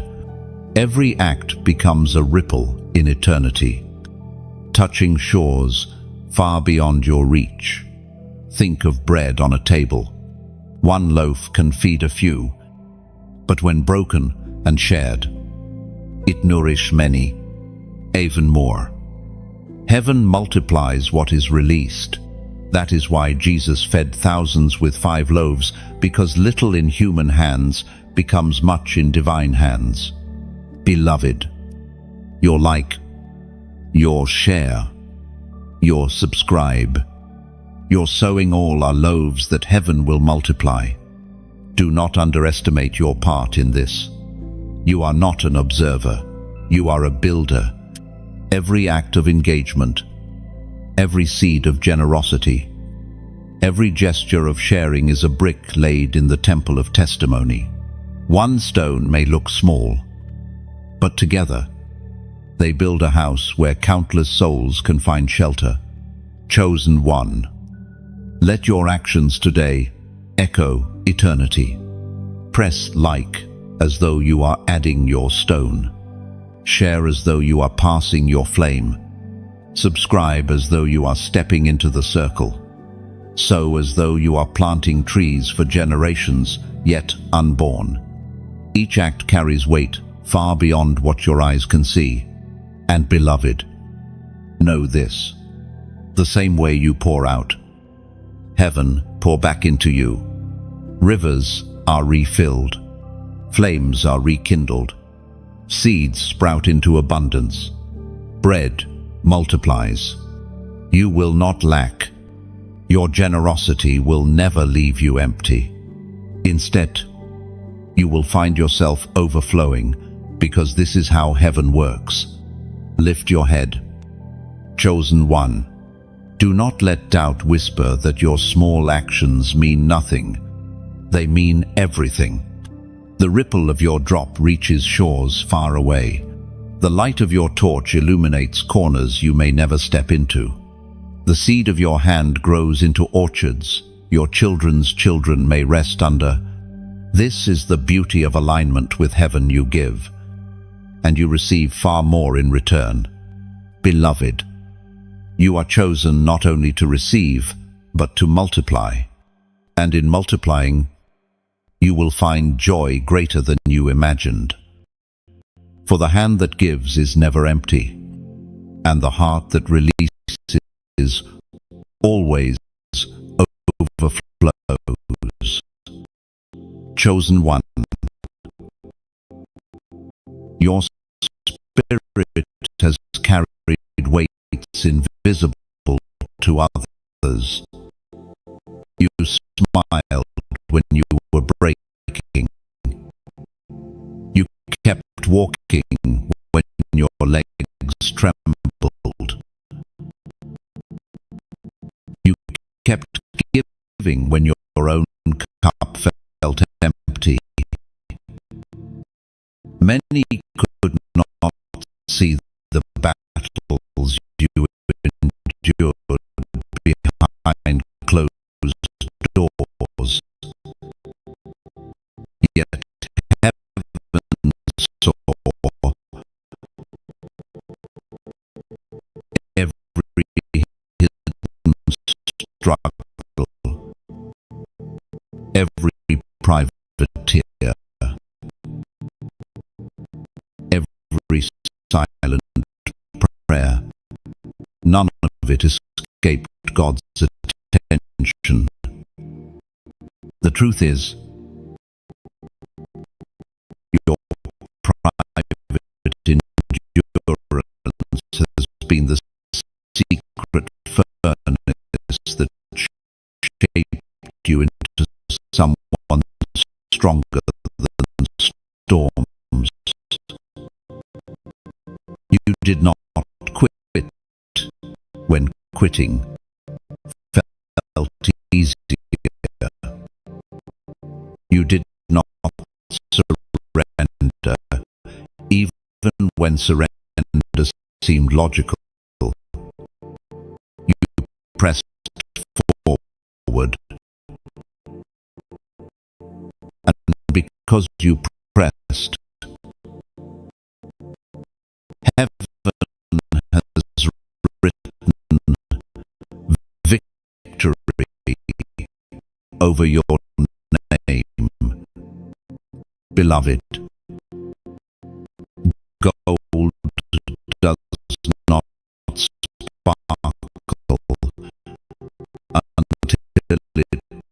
passes through the fire. And you, too, were refined in the furnace of hardship. What others thought would consume you only revealed your brilliance. The fire that sought to break you became the very tool that proved your worth and made your endurance undeniable. Chosen one, think of a seed buried in the earth. Darkness surrounds it. Weight pressed down. Yet it does not. It germinates. That was you in hidden seasons. You felt buried, but you were being planted. Now the sprout is breaking through the soil, and life is rising where despair once reigned. Beloved, the enemy expected your silence to last forever. He imagined that your tears meant defeat. But every time you chose to whisper a prayer, to lift a trembling song, to take one more step forward, you declared war against hopelessness. Your endurance became a sword no darkness could withstand. Now heaven crowns you with authority that can only be earned through endurance. This is why your voice carries weight. This is why your testimony pierces hearts. You are no longer merely surviving. You are radiating proof that resilience is victory. And the words etched over you are unchangeable, chosen, enduring, victorious. As it is declared in the book of Galatians, chapter 6, verse 9. Let us not grow weary in doing good, for at the proper time we will reap a harvest if we do not give up. Beloved, this is your harvest season.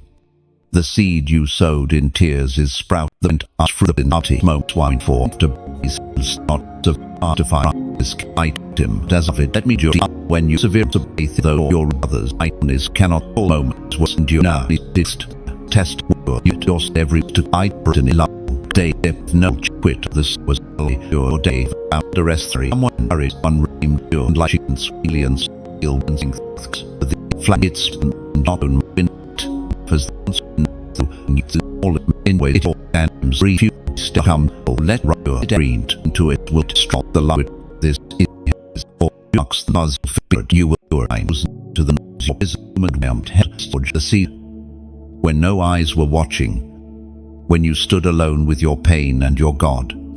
It is in those quiet places of endurance that the deepest foundations of your spirit were laid. The world measures greatness by recognition, but heaven measures it by resilience. Every night you rose again after falling. Every morning you chose to rise, even when your heart wanted to stay buried under grief. That was the soil where your strength grew. As it is proclaimed in the book of Psalms, chapter 84, verse 5, "Blessed are those whose strength is in you, whose hearts are set on pilgrimage, on beloved." Notice what the verse reveals. Strength is not in possessions, not in reputation, not even in physical might. True strength is in Him, and in the heart that keeps moving forward. No matter how rough the path becomes, you may not have felt strong, yet by choosing to walk on, you proved you were carrying divine power. Consider the image of a pilgrim journeying across barren land. Dust clings to their garments. Sun scorches their back. Thirst gnaws at their lips. Yet still, step by step, they move forward. Why? Because their eyes are fixed on the destination. That is you. You were never defined by comfort, but by movement. Even wounded, even weary. You pressed on, beloved. Strength is not measured by how loudly you roar, but by how faithfully you keep walking. Lions do not roar all day, they conserve their voice. But their presence still commands reverence. In the same way, your quiet endurance has spoken louder than any shout. The world may not have heard it, but heaven has. The strength you carry now is layered. Like the rings of an ancient tree, each season of hardship added another ring, another layer of resilience. Storms broke branches, but the trunk only grew thicker, the roots deeper. Now, when others look at you, they may only see a person standing, but heaven sees the countless storms you have weathered, storms that would have uprooted another. Beloved, do you realize what this means? You are no longer fragile. You may still feel vulnerable, but vulnerability and fragility are not the same. Vulnerability is openness. Fragility is weakness. You are vulnerable before God, but not fragile before the world. You are transparent in prayer, but unshakable in battle. That is the paradox of your chosen strength. Think of Elijah, sitting under the broom tree, weary, asking to die, have felt empty. Yet heaven sent food and water, and told him to rise and journey on. His strength was not in himself, but in the God who sustained him. Beloved, you too have eaten from heaven's provision in your weakest moments. You rose again, not because you had strength, but because strength was given to you. And here is the mystery. Weakness itself became your gateway to strength. You discovered that when your arms could not carry the weight, His arms lifted you. When your voice faltered, His Spirit prayed within you. When your hope dwindled, His promises whispered life. That is why, now, you do not boast in yourself, you boast in the one who never let you fall. Beloved, let this truth sink deep. You are stronger than you know. The very evidence of your survival is proof. Look back and see what you have endured: loss that should have broken you, rejection that should have silenced you, battles that should have destroyed you. Yet here you stand, not only alive, but marked by wisdom, compassion, and unshakable resolve. Strength is not a crown worn to impress others, it is an inheritance carried quietly. And you, chosen one, are the inheritor. What you carry now is not fleeting courage, but eternal resilience. This is why the enemy fears you, because you cannot be easily broken anymore. Beloved, hidden strength also carries hidden responsibility. Others will lean on you, drawn not to your words alone, but to your stability. They will feel safety near you because your presence testifies. Storms can be survived. Deserts can be crossed. Valleys can be endured. Do not shy away from this role. It is part of your calling. You are not merely a survivor, you are a pillar. Think also of Moses, holding up his staff as Israel battled. His arms grew tired, but when others held them steady, the people prevailed. In the same way, your strength is not solitary, it is communal. Heaven has designed you to draw strength from Him and to give strength to others. The cycle of endurance multiplies when shared. Beloved, remember this: the strongest steel is forged in fire. Your trials were not wasted, they hardened you without breaking you. Now you shine with a brilliance that only fire can create. Others may see only the surface, but heaven sees the hidden alloy: faith, endurance, compassion that makes you indestructible. Lift your head, chosen one. You are not weak. You are not forgotten. You are not fragile. You are strong in ways the world cannot measure. Strong in the ways that matter most. Your hidden endurance has been your crown. Your silent resilience has been your testimony. And your unshakable faith has been your foundation. Beloved, carry this truth boldly. You are a tower in the storm, a tree in the desert, a pilgrim on the path, a warrior in the battle. Heaven calls you strong, not because you never faltered, but because you never quit. And that strength will carry you into the glory that awaits. Chosen one, there are mysteries about your life that even you do not yet fully grasp. You wonder why the path has been so narrow, why you often walked alone, why so many doors closed while others seem to move freely. What you must understand is this: your journey was never meant to look ordinary. The calling placed upon you has always been set apart, and with that calling comes a shaping unlike any other.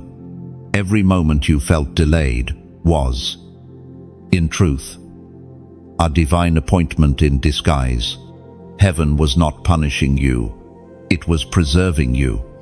When one door slammed shut, it was protection from a path that would have derailed you. When silence stretched longer than you wished, it was because the timing had not yet aligned with eternity's clock. Beloved, you must know that your life is not measured by human calendars, it is measured by eternal design. Consider the eagle, soaring high above mountains, while smaller birds flap endlessly to stay aloft. The eagle waits for the right wind. When the current rises, the eagle spreads its wings and lets the wind carry it upward. That is what heaven has been teaching you. Your delays were not denials, they were the waiting for the right wind. And when that wind comes, you will rise higher in moments than others have in years. As it is written in the book of Isaiah, chapter 42, verse 31. But those who hope in the Lord will renew their strength. They will soar on wings like eagles. They will run and not grow weary. They will walk and not be faint. Oh, beloved, this verse is not only comfort, it is prophecy over your life. You will soar, you will run, you will walk, and you will not faint. Though you have felt weary, though you have wondered if you had anything left to give, heaven is declaring renewal. Strength is not being added to you, it is being renewed within you, like a flame rekindled. Your spirit is rising again. Chosen one, reflect on this truth. Your preparation season was longer because your assignment is greater. A warrior sent on a brief mission trains lightly, but one destined to lead armies undergoes years of discipline. That is why your trials have been many. That is why your battles seemed relentless. You were not being broken, you were being built. Think of David once more, tending sheep in obscurity while his brothers stood before Samuel. No one called for him. No one recognized his worth. Yet it was in the hidden pastures where he learned to fight lions and bears, skills that would one day prepare him to face Goliath. Beloved, your hidden battles have been your training ground. What felt unnoticed was not wasted, it was essential preparation. The loneliness you felt was also part of the shaping. Solitude teaches you to hear the whisper of God without distraction. It strips away dependency on applause and forces your roots to sink deeper into divine presence.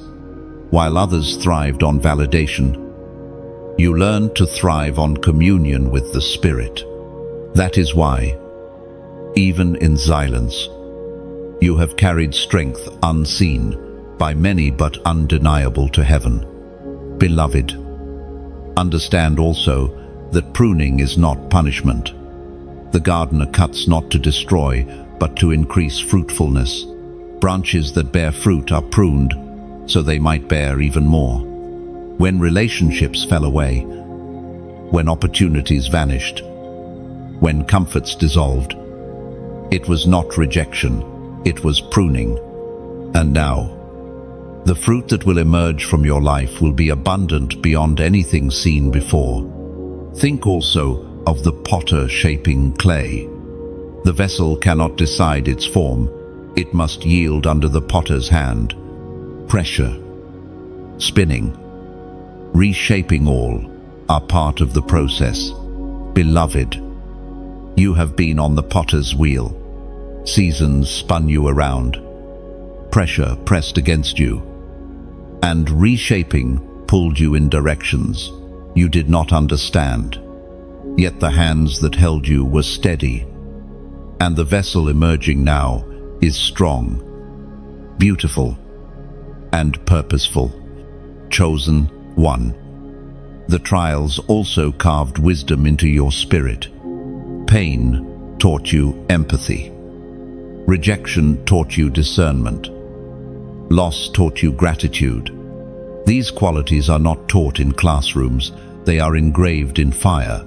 That is why your words now carry weight, why your presence brings peace, why your eyes hold depth. You are not who you once were.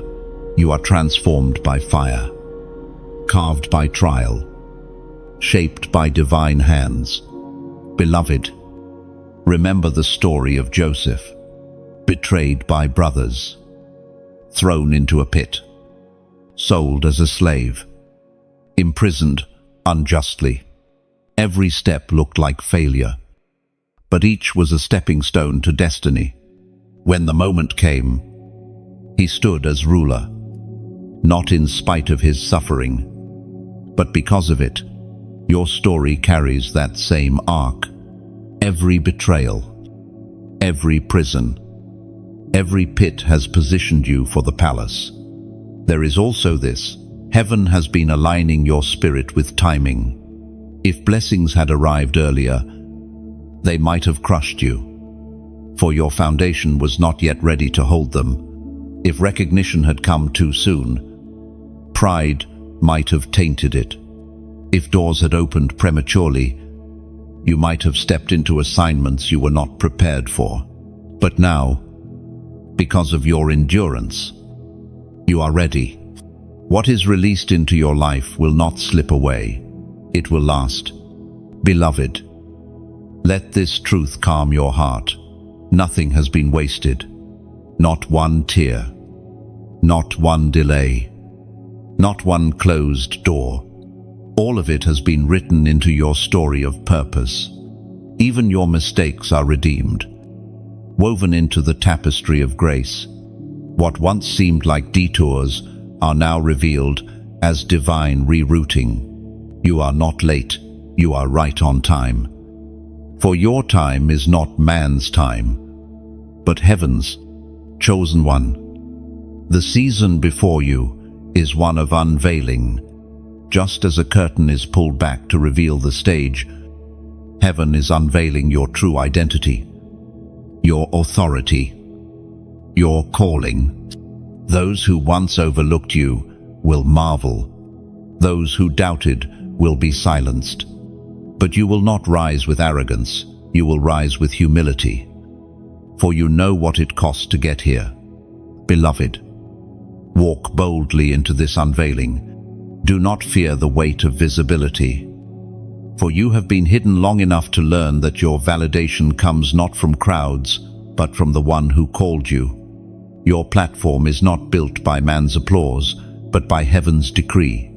You are being lifted, not for vanity, but for impact. Think of a lighthouse once more. It is not built to be admired, but to guide ships to safety. Your life will be that lighthouse. The storms you endured qualify you to shine for others. The endurance you carried equips you to lead. The light within you is not for decoration, it is for direction. Beloved chosen one, your past seasons shaped you. Your present season reveals you. Your future season crowns you. Walk forward with assurance. You have not been forgotten. You have not been delayed. You have been prepared. And now, heaven is ready to unveil what has been hidden for so long. Lift your head. Beloved, the waiting was not in vain. The pruning was not wasted. The silence was not empty. All of it has brought you here, to the threshold of unveiling. And when the curtains rise, the world will not see just you. They will see the fingerprints of God all over your life. Chosen one. The nearing of your journey's climax carries with it a weight unlike anything you have faced before. You may sense it already, the atmosphere around you shifting, doors unlocking that once were sealed, whispers in your spirit growing louder with divine assurance. This is the season of convergence, where everything you endured, everything you learned, everything you survived, comes together in alignment with the purposes of heaven. For so long, your path felt scattered, like pieces of a puzzle thrown across the floor. You picked them up one by one, unsure how they could ever fit. Loss here, delay there, betrayal in another corner, endurance in yet another. But now, the hand of God is moving across the pieces. They are sliding into place, forming a picture that makes sense of your pain. The chaos was never chaos. It was fragments of design waiting for the right moment to be assembled, as it is written in the book of Romans, chapter 8, verse 28. And we know that in all things God works for the good of those who love him, who have been called according to his purpose. Beloved, let this truth be etched into your spirit.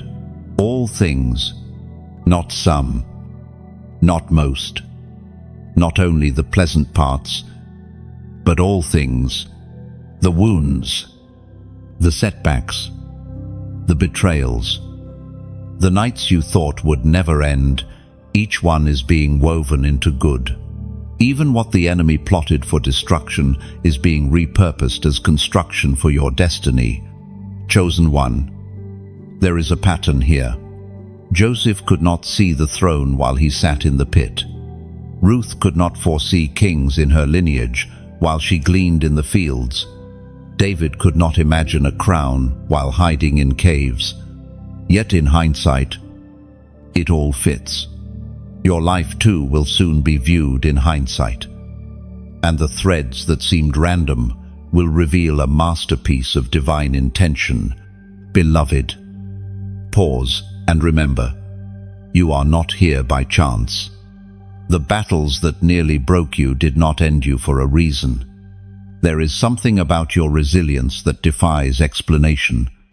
Others faced smaller storms and surrendered. You faced greater storms and survived. That survival alone is proof that your story is not ordinary. It is extraordinary. Think of the mosaic. Tiny shards of broken glass pressed together, alone. Each shard is jagged, useless, and painful to touch. But when arranged by a master's hand, they form an image, breathtaking in beauty. That is your life. Every broken shard is now part of a mosaic that reveals God's glory. Beloved, as you step into this convergence, humility will be your greatest shield. The temptation of visibility is pride, but your trials have already cured you of it. You know too well that your strength was never your own. You carry scars that remind you of grace, not self-sufficiency.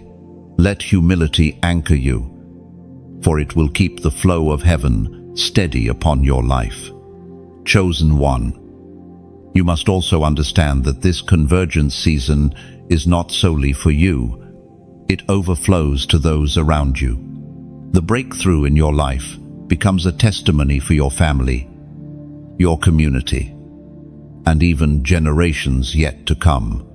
Others will drink from the wells you dug with tears. Others will eat from the fields you sowed in pain. Your convergence is their inheritance. Beloved, do not be afraid of the weight of this. You were not chosen by mistake. Heaven has measured your capacity and declared you able. The crown being placed upon your life was sized for your head alone. No one else could wear it, because no one else endured the exact path you endured. Think also of Esther. She was raised in obscurity, hidden until the appointed time. Then suddenly, she was thrust into visibility for such a time as this. Your life carries the same urgency. You were hidden, refined, and now released.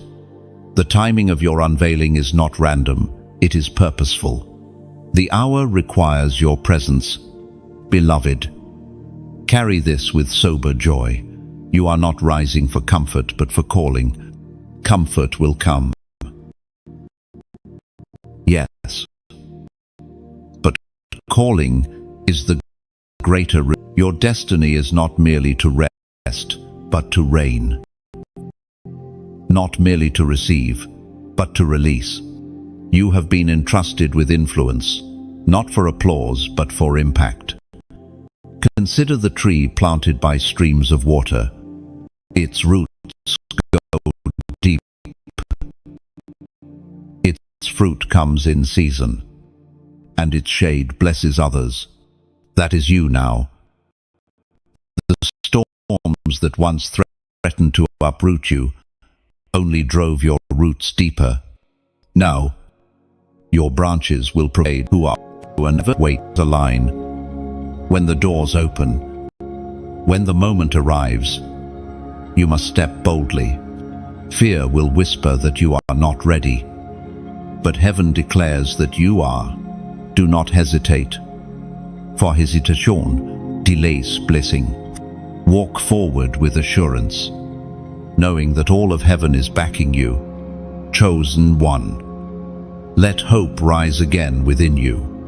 The days ahead are not a repeat of old pain, they are the unfolding of long-awaited promises. The very areas where you once mourned will soon be filled with laughter. The very places where you once bled will soon become testimonies of healing. The very deserts you wandered will soon bloom with abundance. Beloved, you are on the cusp of fulfillment. Let this truth steady your steps. The God who began the work in you will finish it. The hands that held you in darkness will crown you in light.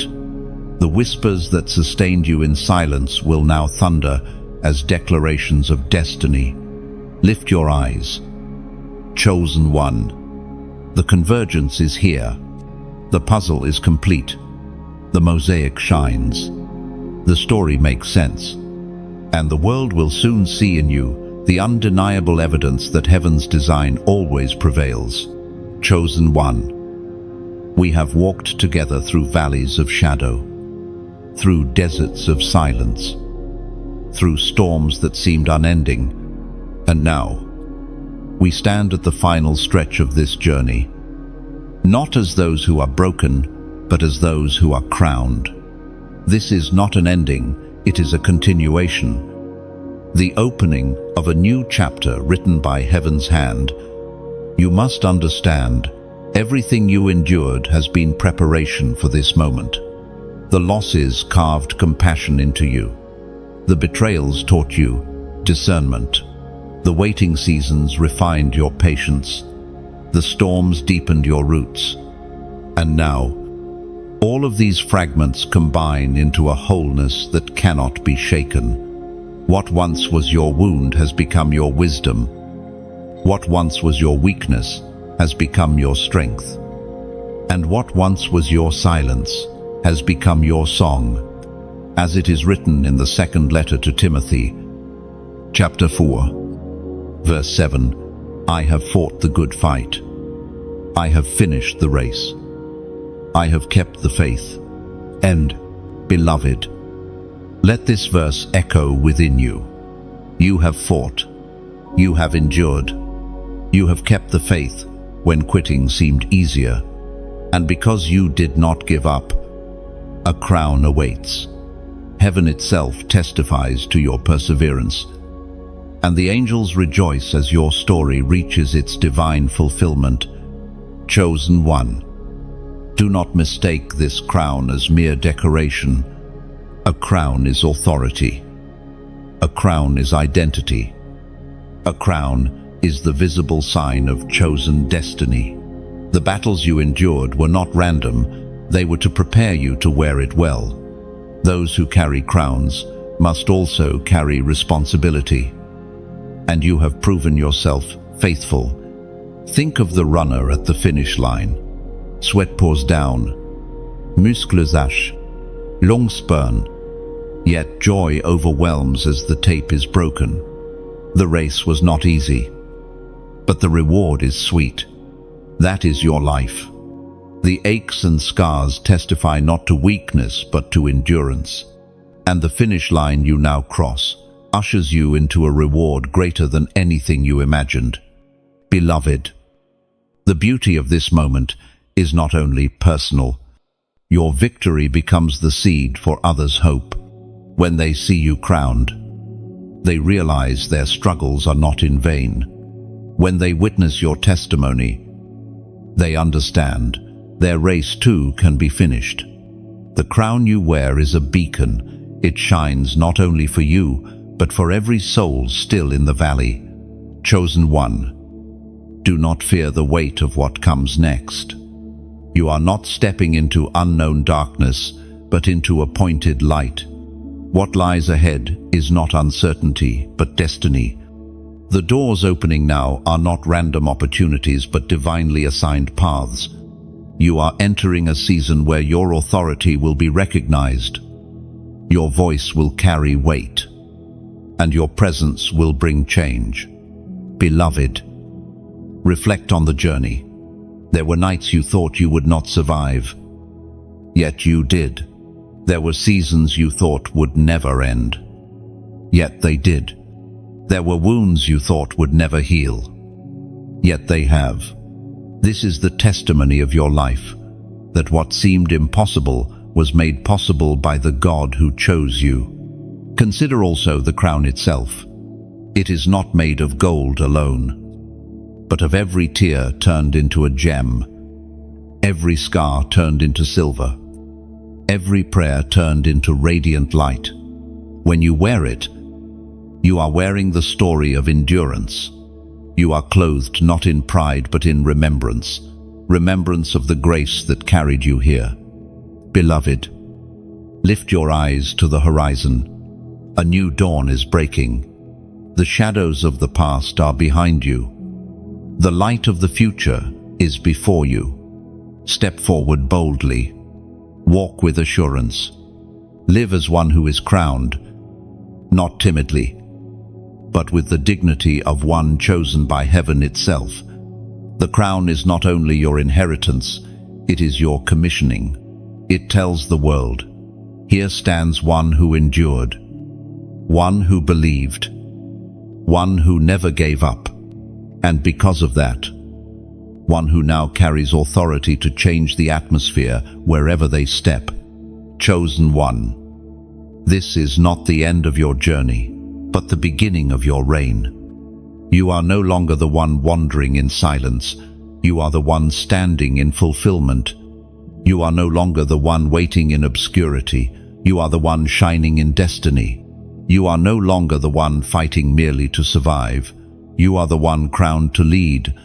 Beloved, take this moment to breathe deeply. Let gratitude fill your heart. Let peace settle in your spirit. Let joy rise in your soul.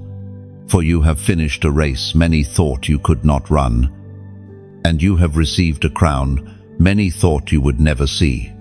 Yet here you are, standing in the fullness of God's promise, marked forever as His chosen one. So wear your crown with humility, walk with authority, and live with purpose. For this is who you are. This is what you were made for. And this is the testimony your life now carries. Chosen one, before you go, let me speak to your heart one final time. You have walked with me through every word. You have felt the weight of destiny, and you have seen yourself in the mirror of heaven's promises. This is not the end of your story. It is the unfolding of a crown placed upon your head. And because this word has reached you, I know it has stirred something within. Now I ask you to do what chosen ones always do. Take what you have received and let it flow outward. Just as rivers are never meant to hoard their waters, you are not meant to keep this message locked inside. Beloved, when you press like, you are not merely clicking a button, you are polishing the jewel of your crown, making it shine brighter for others to see. Your like is a testimony that these words reached your heart, that you have chosen to stand, that you believe in your calling. It is as though you are raising your hand in a crowd, saying, yes, I am here. Yes, I receive this word. When you share, imagine yourself holding a torch. In your hand burns a flame you did not create, a fire that has carried you through darkness. By sharing, you pass that flame to another, someone still wandering, someone still searching, someone still about to give up. One torch lights a corner, but many torches light a city. Your share could be the reason another chosen one discovers their crown. And when you subscribe, think of it as stepping into a circle of light. The circle is unbroken, never-ending, safe.